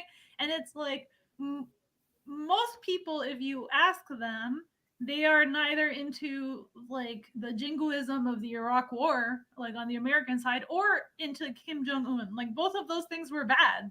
So I mhm. don't understand why you would join the two most unpopular things on both sides. Like this is not. Most people don't like authoritarian governments, whether it's like the American government or the like so centralized Soviet system that also had a lot of problems. Like I mean, I do think the centralized Soviet system was a little bit better than what happened like when they kind of tore down the Soviet Union, because there were so many immigrants and like such a stark like decline in the like just standard of living in the Soviet Union after the Berlin Wall fell. Like, but you know, I do think, you know, like it's not really a good look, especially out of all the types of communist, like something like Nicaragua, where they still have elections and they all agree to have kind of like a lefty government, right? That's the system that's in place in Nicaragua, versus like the Stalinist era, which was really like brute force, you know, forcing everybody to adhere to this like central government. And there was also like the Gulag. You know what I mean? Like, and they also discriminated against like minorities, like Jewish people.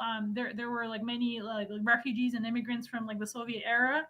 Um, so I don't know if like you know, I and like people like Haas and Hinkle are not from communist countries. Like I grew up around a lot of Cubans, and like for example, a lot of them, I think it's very misunderstood. Like they'll say things like people will say things like it's an authoritarian government, and you know it's very complicated. Like because there were a lot of like reactionary people that like left Cuba, that just owned a lot of land and were kind of like part of this.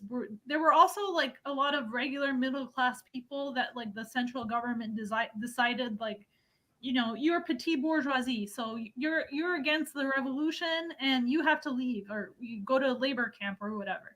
And I actually grew up around like a lot of like Cuban kind of like Democrats, which I think people are like not aware that they exist or something. Oh no, they do, because we had two Socialist Party members in North Carolina that were Cuban Americans, because you know, I mean, Yeah. they were So the only like, thing. They were just they were traditional Catholics. They were pro life on abortion, but they were like super progressive on everything else. right. So there's like a lot of like middle ground that I think people don't. So like, and some of them were like communists, actual communists, and some of them were very anti-Castro. But the thing that they agreed on was like no sanctions, because basically like the thing with the sanctions is that whether you're like pro or anti-Castro, sanctions hurt the people, they don't hurt the government. So it doesn't matter what you think about the government. If you should either way, whether you're pro or anti-Castro, you should be against sanctions, because at the end of the day, like the politicians, the government, they're going to be fine. The people that are hurt by sanctions are like non-voters or like regular people that don't really have like any authority over like what happens. So it's um like that, I feel like that's where you have to sell like some of these like progressive things, like to reject sanctions is more under like it doesn't matter what you think about the government, whether you're like communist or anti-communist. It's just like, do you know that it's not hurting like the government, it's hurting like regular people. Like that's the way you sell those ideas, in my opinion. It's not like you know, by saying communism, because then people will be turned off and like that's the end of the discussion. A better example of that is Iran. I would definitely embrace Cuba any day before the government of Iran, and the sanctions against Iran is immoral. And it's no love for the government of Iran, but again, the government of Iran, the terrorism against the West is minimal compared to Saudi Arabia, and yet the United States coddles Saudi Arabia to death. They coddle and enable Saudi Arabia, sell arms to Saudi Arabia, and they commit a genocide in Yemen, and the United States is okay with it. And then they go and funnel and terrorism against the West, Saudi Arabia, and the United States are fine with that. But for some reason, because they got their butt hurt over the hostage crisis, their central mission is to make life as tough as it can be on the government of Iran. And weirdly enough, Iran actually did the United States not out of the love of the United States, out of their own national interest. There's no ISIS problem. ISIS had been greatly diminished in the Middle East because of Iran, because of Russia, because of Syria, and just and people don't. There's that people don't realize that. Seems like. Exactly. Yeah. I mean, I think people are starting to understand it. It's really hard if you're not from the actual place and you don't know anybody that's from there to understand. So like I extend a lot of patience to people that like don't know how ISIS started or don't know like the Syrian civil war, or like what they call a civil war. Like I really didn't really understand it. I started like watching Richard Medhurst more to understand what the hell is going on there, because it wasn't really like my like But from what I understand, especially since some of these like populist people, especially people like Tulsi Gabbard, that people don't that still support and they don't understand. Like they like when you say something like I got a lot of pushback on this, like because I think Tulsi Gabbard is a little Islamophobic. um, Mildly. and I get a lot of pushback from this, and I'm It's, like, think it's her about it this Hindu way, background. It's her Hindu right? background. Think about it this way, like in Latin America there's very few Muslims, right? It's like they're all Christian countries, Catholic, and like maybe people have their other like indigenous beliefs or whatever, depending.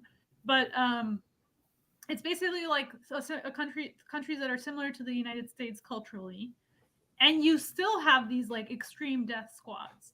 And it's because for the same reason, like they were like funded by the United States, a lot of them, like a lot of these like paramilitary like extreme groups in Colombia and stuff like that.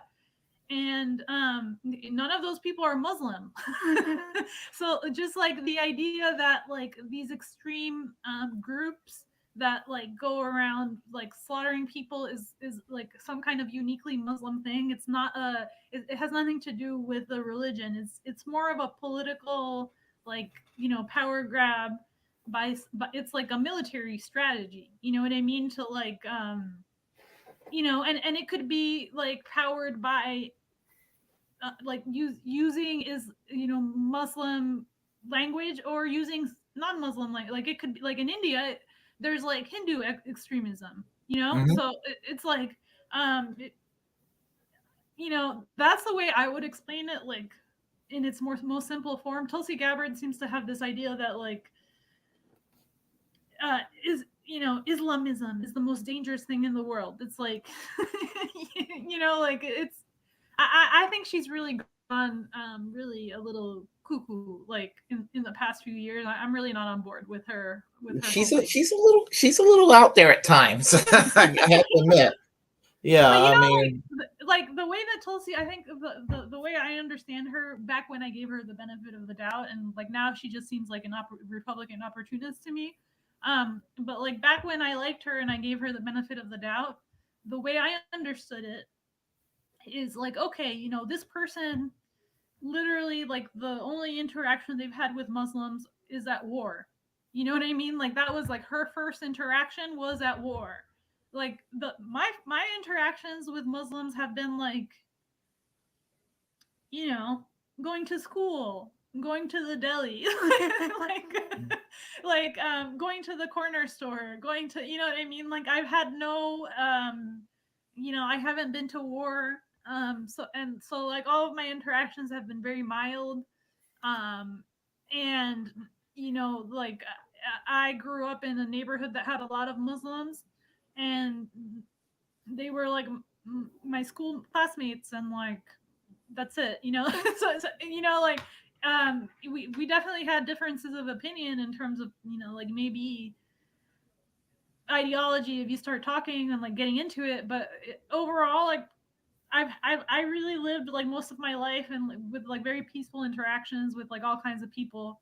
um so it's, I can understand some somebody like living that like in New York City, like that kind of life, and then um versus somebody that is from an area where there's no Muslims, and their first interaction with any of this is at war. So like those are two very different experiences. So like that's where I gave her a little bit more of the benefit of the doubt, but the stuff that she's pushing now is just like really kind of against my whole I don't really like it at all. Yeah, it's kind of like every step she takes forward, she'll take two steps back sometimes, and it, what I think she's doing, I do think she's grifting a little bit. What I think she's doing, I think she's carving a lane, and what I think she's trying to do, she's trying to be a smarter Dave Rubin.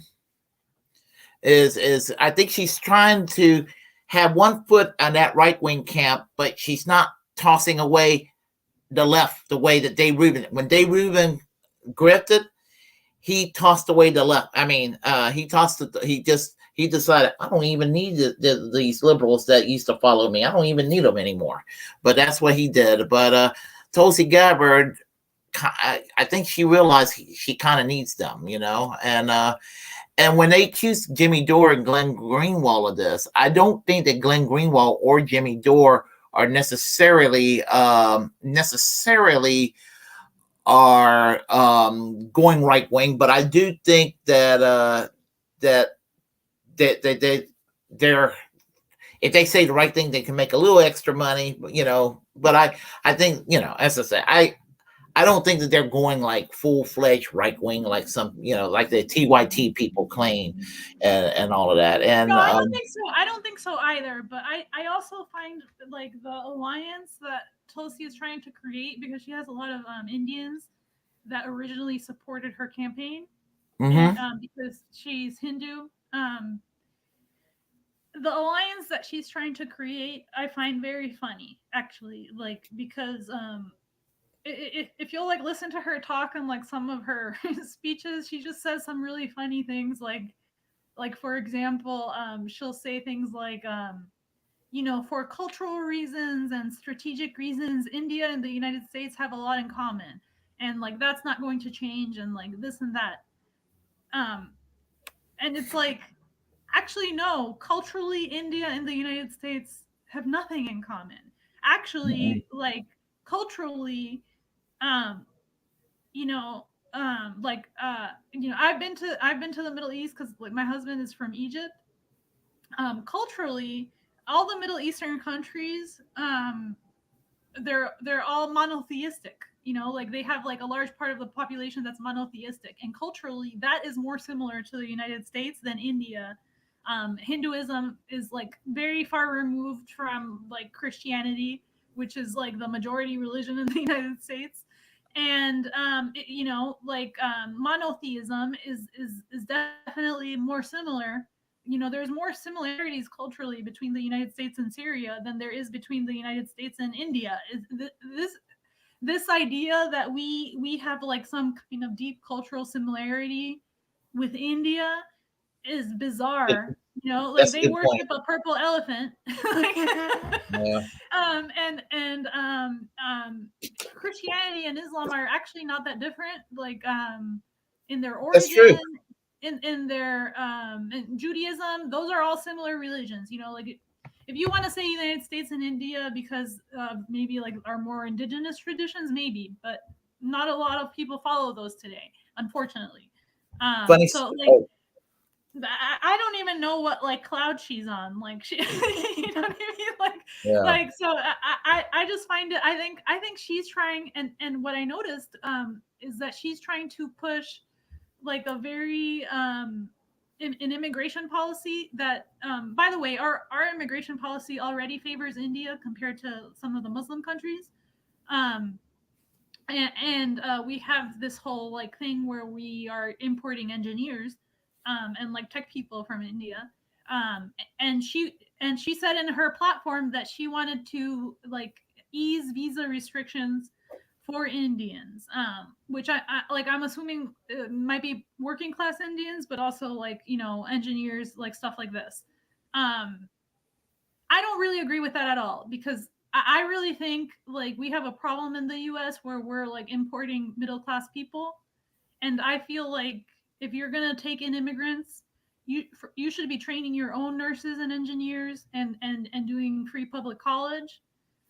And not uh like outsourcing the job of training engineers and nurses and stuff to other countries. Like we also import nurses from the Philippines and stuff.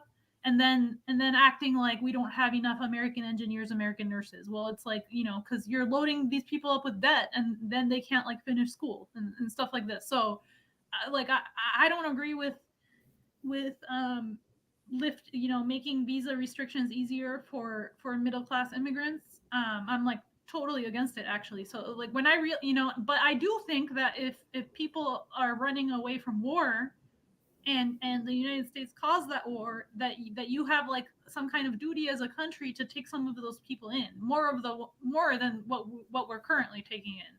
So I'm actually totally against like the Republican form of immigration policy. It's like I feel like they should be more restrictive in some ways and less restrictive in others. Like I was really against like Tulsi Gabbard voting to do extra vetting for like Muslim Syrian immigrants because according to her they have like a higher chance of being um Islamic Islamic extremists. Like I haven't seen that at all. Like most Syrian immigrants, like they're running from war. They really need refuge. Like it's not, you know what I mean? Like so, I really hate her whole spiel on both sides. Like it doesn't make sense to me to have this pro-immigration policy towards India when you could be training your own engineers, your own tech talent. You could be offering free public college and like making the American college system what it used to be, which is like community college used to be really cheap. Like I don't know how it was when you were younger, like how expensive college was, but It was right now fairly expensive. Always, it was fairly expensive. It just gotten more expensive since then. yeah. But I'm sure when you were younger, maybe it was a little bit cheaper. Like I don't know. Yeah, yeah, it just but I mean, it was a little cheaper 30 some years ago. But getting back to what you're saying about Christianity, Hinduism, and Islam, I have a funny story about that. 4 years ago, I had a former coworker, kind of a redneck lady, older lady. She was like pro Trump all the way and all that, and she just put out a lot of obnoxious right wing memes on how wonderful Trump supposedly is and everything like that. And she put out a lot of anti Muslim stuff and something about the term Allah to Allah, and and I forgot how the what she was talking about how the Muslims worshiping the God Allah, and I was like, Linda, the Allah is the Arab word for God. No, it's not. That's the name of their God. Their God is named Allah. I'm like, no, they worship the same God as Christians do, Linda. Yeah. And she got mad. I said the difference. There's a difference. I mean, there's a different concept, maybe, but but they're monotheistic, just like like Christianity is, and she just wouldn't accept it. Yeah. And Yeah, and the another other thing is they use the same words too because they're in the same language, like the Christians in Egypt, because they have like a high Christian minority.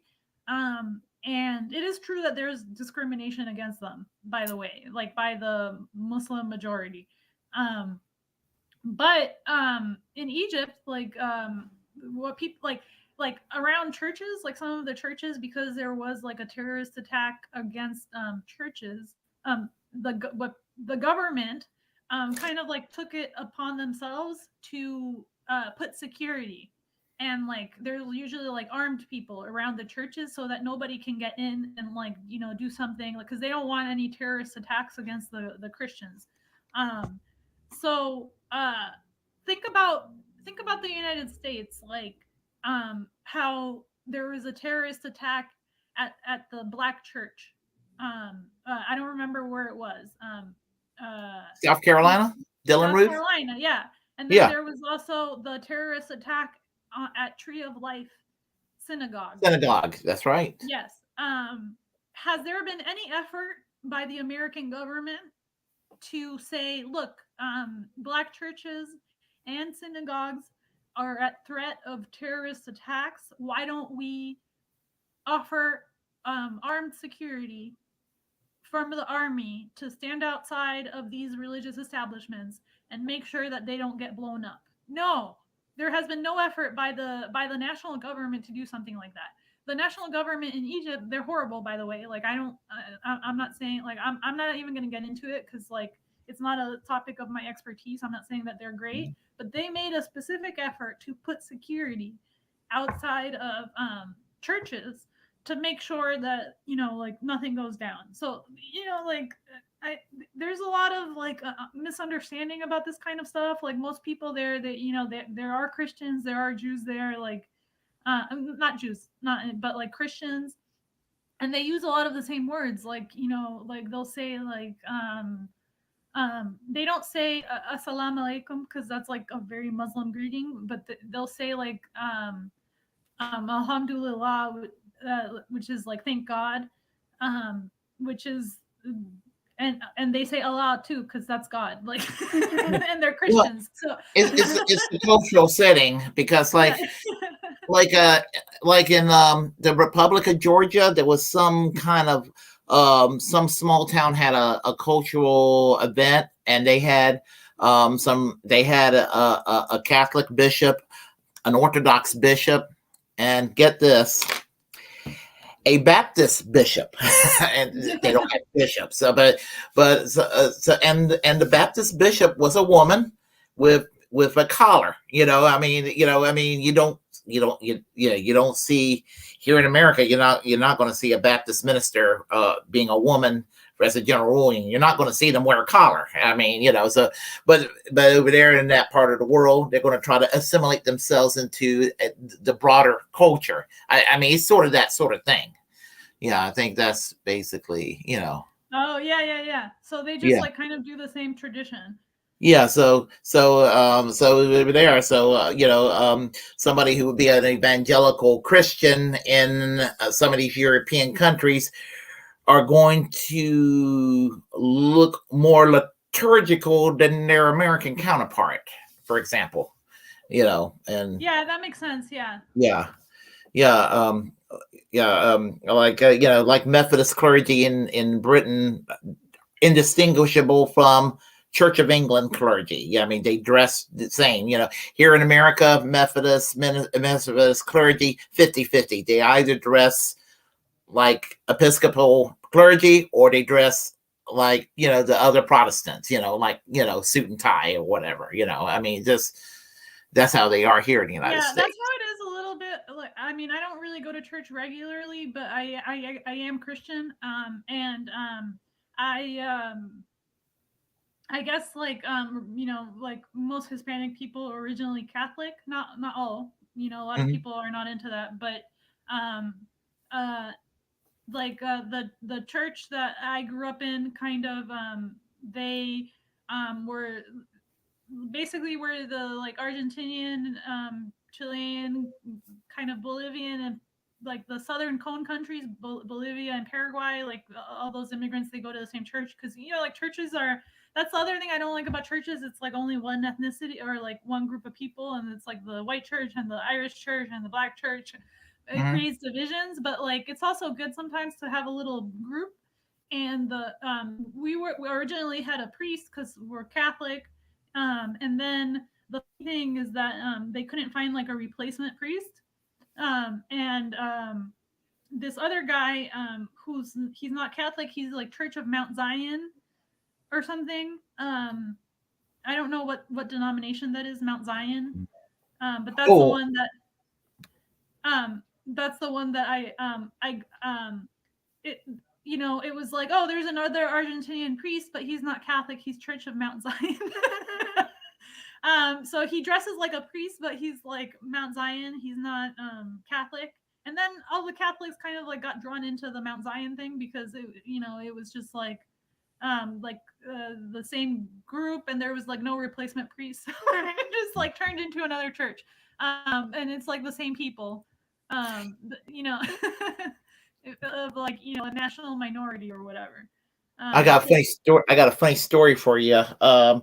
Let's see. Today's the 20. Okay, day before yesterday was my dad's birthday. He was he just turned 80 day before yesterday. They live in Puerto Rico. My mom and dad currently.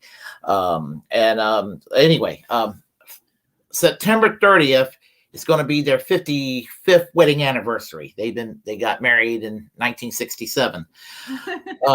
My dad, my dad. congratulations.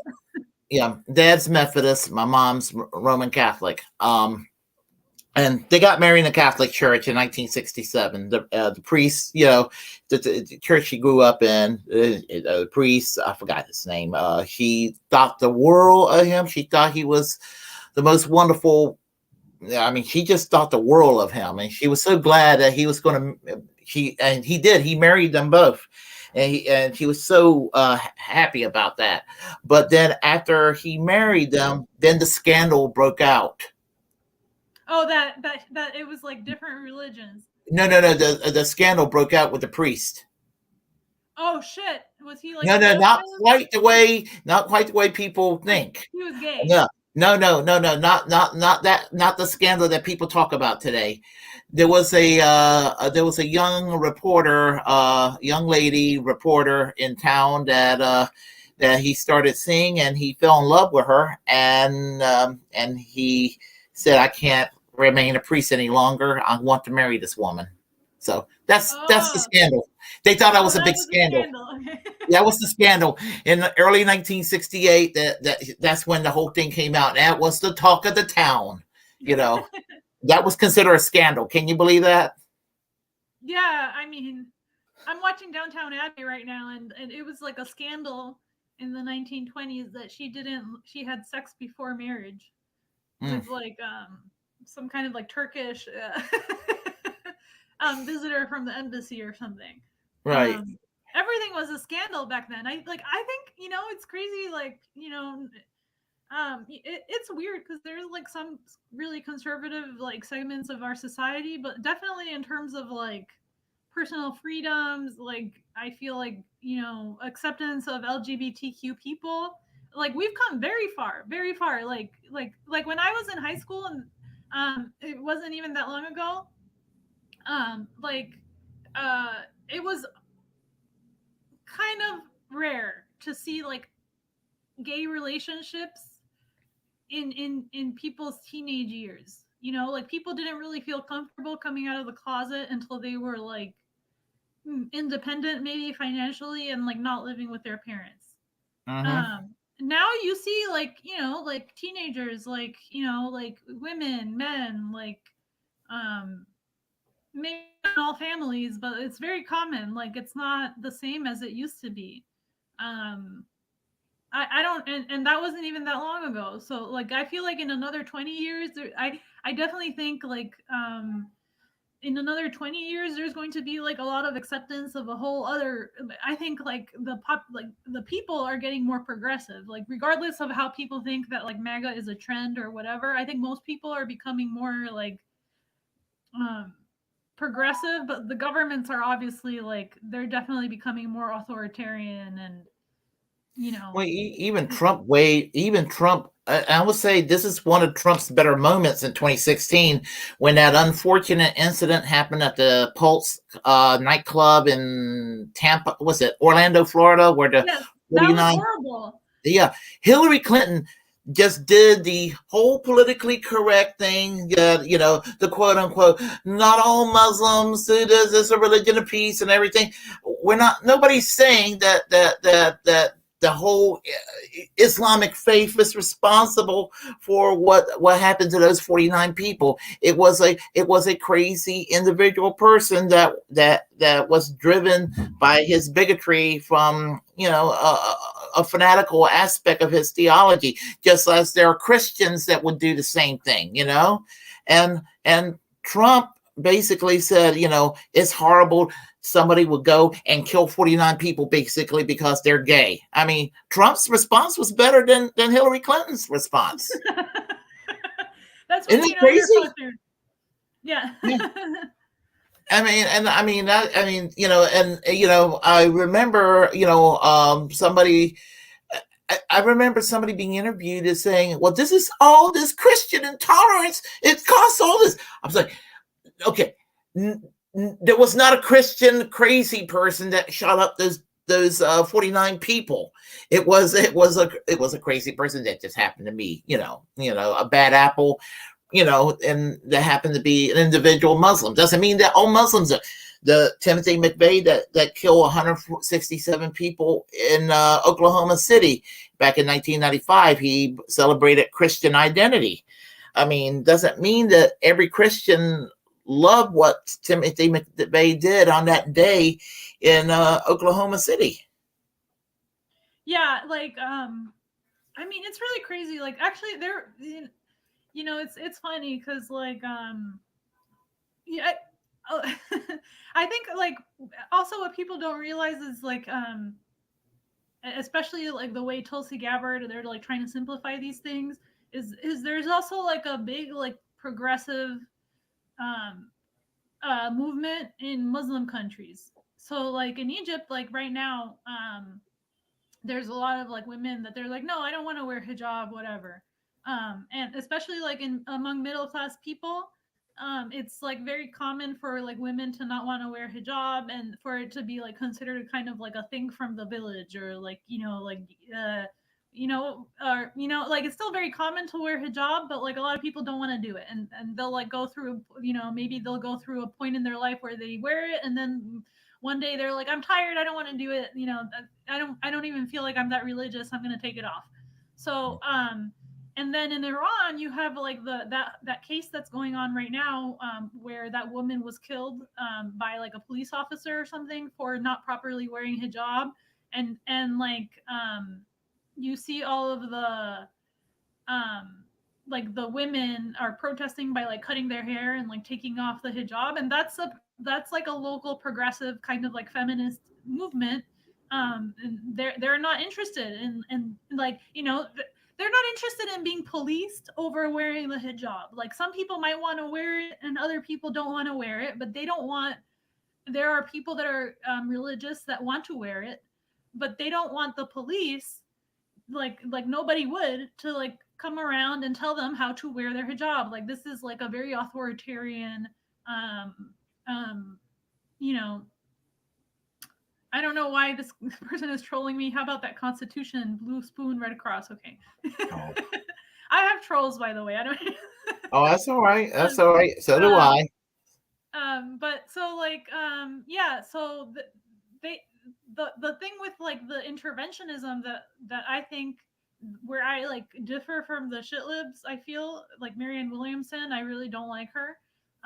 Is that like they think that they're going to like go take feminism to Afghanistan through like military intervention. It's like what they're actually doing when they interfere in these countries that they think are like backwards and conservative or whatever, is they're what they're doing is they're kind of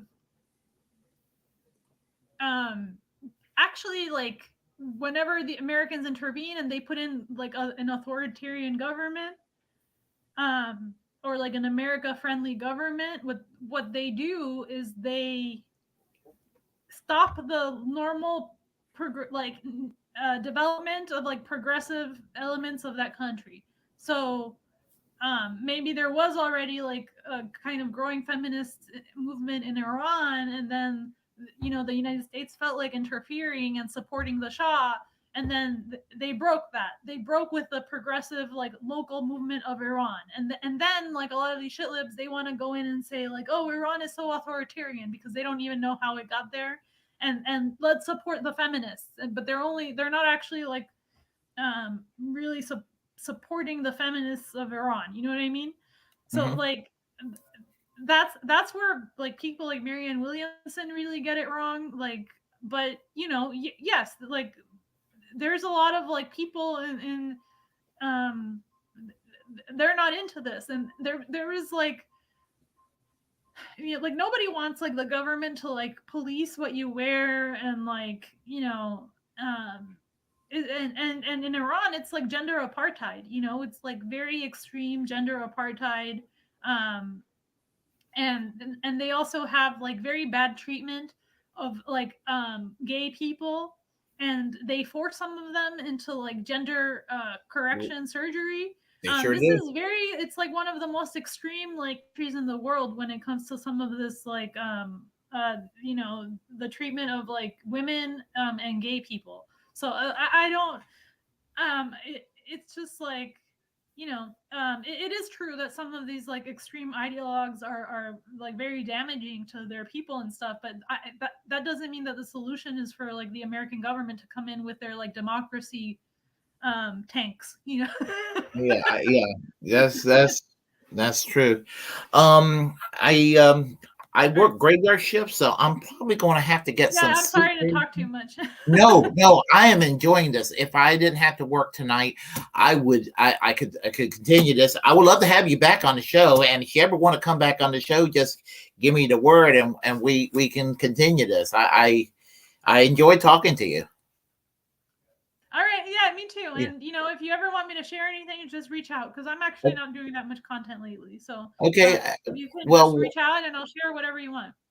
okay, but before I go, but I always like to do this before I do go. We have a chat line, so I mean, it's fairly long, so I'm going to go through this real quick, and then I guess and then I need to go get my sleep and all of that. So let's see, extra Bula. I think we know who he is. Who are these jokers? Good morning, and then I think Les Bones. The collaboration I wasn't expecting. Let's see. Sweet. Let's see.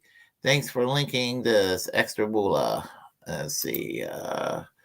Les Bones, morning, bud. Thanks for coming on INN last night. I did hear him on INN. I sure did. Let's see. Hold on there. Good morning. Of course, bud. Thank you so much for having me on Extra Bula. Let's see here. Guatemala is definitely not communist. Absolutely not. That I knew. Let's see. Oh, let's see. Can Lucy turn up the mic a little? I'm old and deaf, says Extra Bula. I don't have a mic. Sorry, I should have plugged in beforehand. Let's see. Let's see. Reasonable accommodations. Let's see here.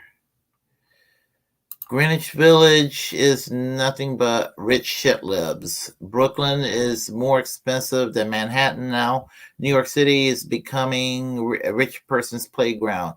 The poor and multi-generations are leaving. When I did get lost in New York back in late 2016, I kind of noticed that. I was driving around trying to get back on the New Jersey Turnpike. I dropping by New York to have a lunch with a friend of mine. Let's see. Those affluent people are actually moving deeper into the boroughs because it's getting expensive even for them. Let's see. Yep, Brooklyn Heights, downtown Brooklyn is nothing but rich celebrities. And I was looking at apartment prices in New Orleans yesterday. Jesus fucking Christ, rent is skyrocketing everywhere. I'm looking at getting an RV, a van, truck, and travel in that. Let's see, extra bulla, it really is. As I say, I always go through the chat lines. I try to not to miss anybody when I do this. Let's see, there are places in upstate New York. They're really cheap, but they have high crime rates. I've never been to upstate New York. There's the rub. You want to live affordably, but you have to live in a crime-ridden riddle area, and that ain't living. That's surviving. Let's see. She's right. Generational change. Talk about land trust last night on their live stream. Let's see. That's awesome, Willie. You ran with a flock of seagulls. Do you run so far away? Ah, that's funny. Let's see. He ran all night and day. He couldn't get away. Oh, gosh. A Southern say y'all, and while Yankee say Lucy, use guys. Let's see. Let's pray for everybody. Okay. Lucy, I give you permission as a senator to say y'all. Do you want to say y'all, Lucy? I do want to say it, but get roasted for it because I'm from the Northeast.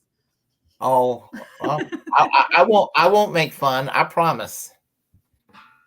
Yeah. All right. Let's see. At least I give you permission. Oh, I think I wrote that up there. Okay. Yeah. And let's see. I'm in northern New York in the Adirondacks right now. We have a taxi go on the lake that dive bombs people. Let's see. Dirtbag-Left said, "That's awesome unless it comes for you." That is. Let's see. All right. See here. There's a big difference between woke and awake. Yeah. Yeah. I think that woke is too much of a buzzword by the right, though. Don't you agree? They are overusing that word, Lucy. Yeah, probably overusing it. Yeah, For it's sure. just yes, it's culture war thing, you know. Let's see. Extra bullet, yeah, it has. Let's see.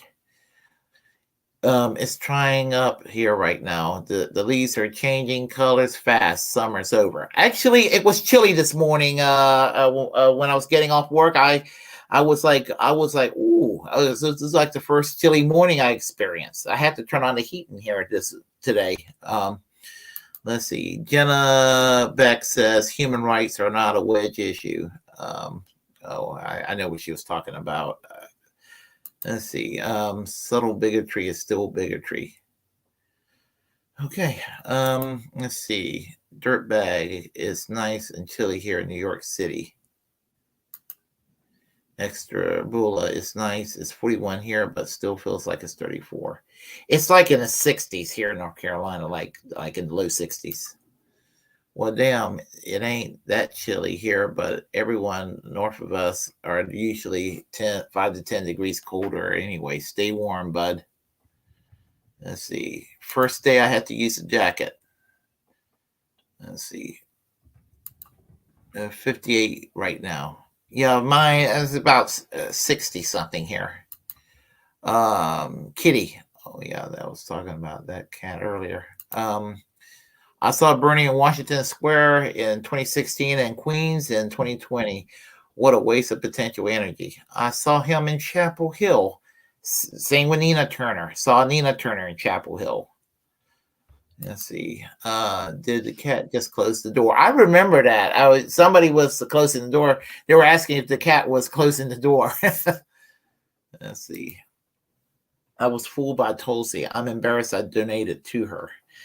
I almost donated to Tulsi. I was just going to give her like $10, but I actually didn't do it. Let's see. Bernie had a real shot in 2020, despite of Obama's fuckery. Had actually went after Biden instead of calling him his pal and not surrounded himself with DNC saboteurs. I think he would have won. I blame Rokana. I think Rokana had a lot to do with Bernie Sanders, meaning well, but Rokana, I think, tried to make Bernie Sanders look like another Democrat, in my opinion. But yes, I was fooled by Bernie like a lot of other people.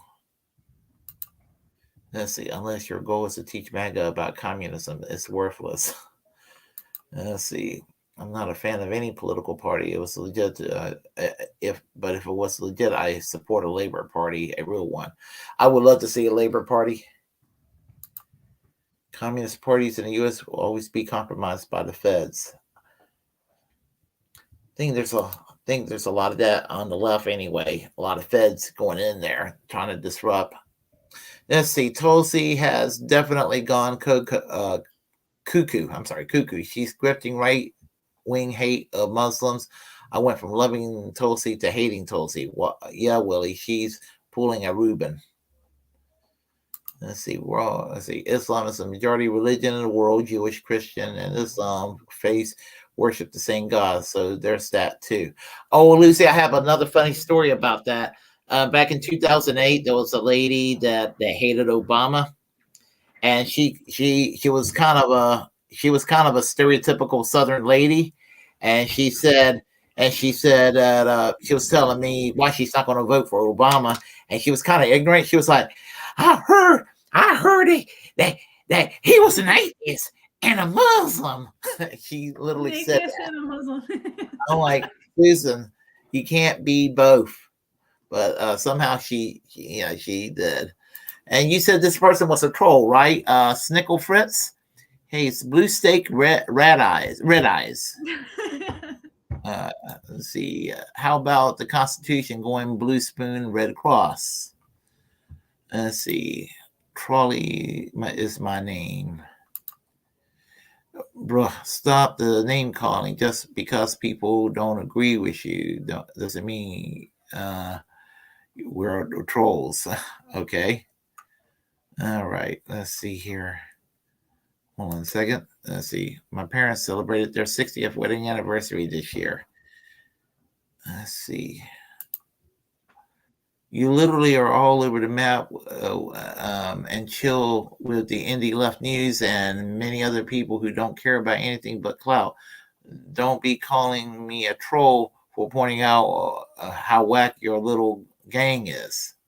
It's a nice little gang. Let's see. Have her back on. Let's see. Oh no, I don't read my chats, Willie. Nice to see you in the chat last night too, Willie. Oh, thanks, Extra Bulla.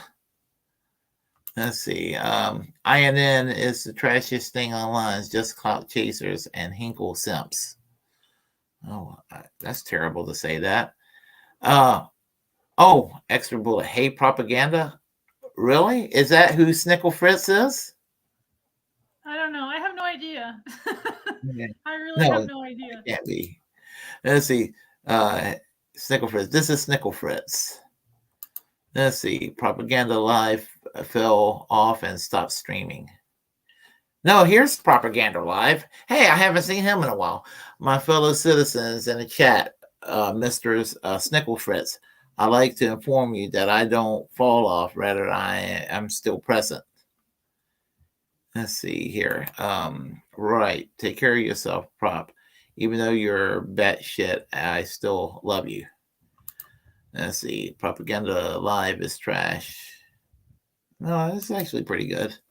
War Deer Entertainment, my esteemed colleague, I am possibly elated to see you. Let's see here. I think we're almost ending the chat here. Yeah. All right. I think it's just going to be more blah, blah, blah. So, yeah, I think so. It looks like it here. And yeah, I think so too. And I do need to get some sleep. Everybody, I go through the chat lines. I try to, but I hate to do this, but I need to get some sleep. And Lucy, thank you for showing up here tonight, this morning. Yeah, and as I said, please do come back. Just let me know, and we will we'll make the arrangements and all that. So okay. All right. Bye.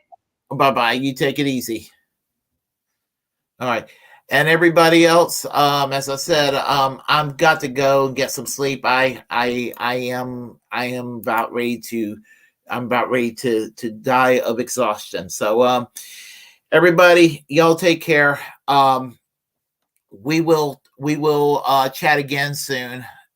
And good night.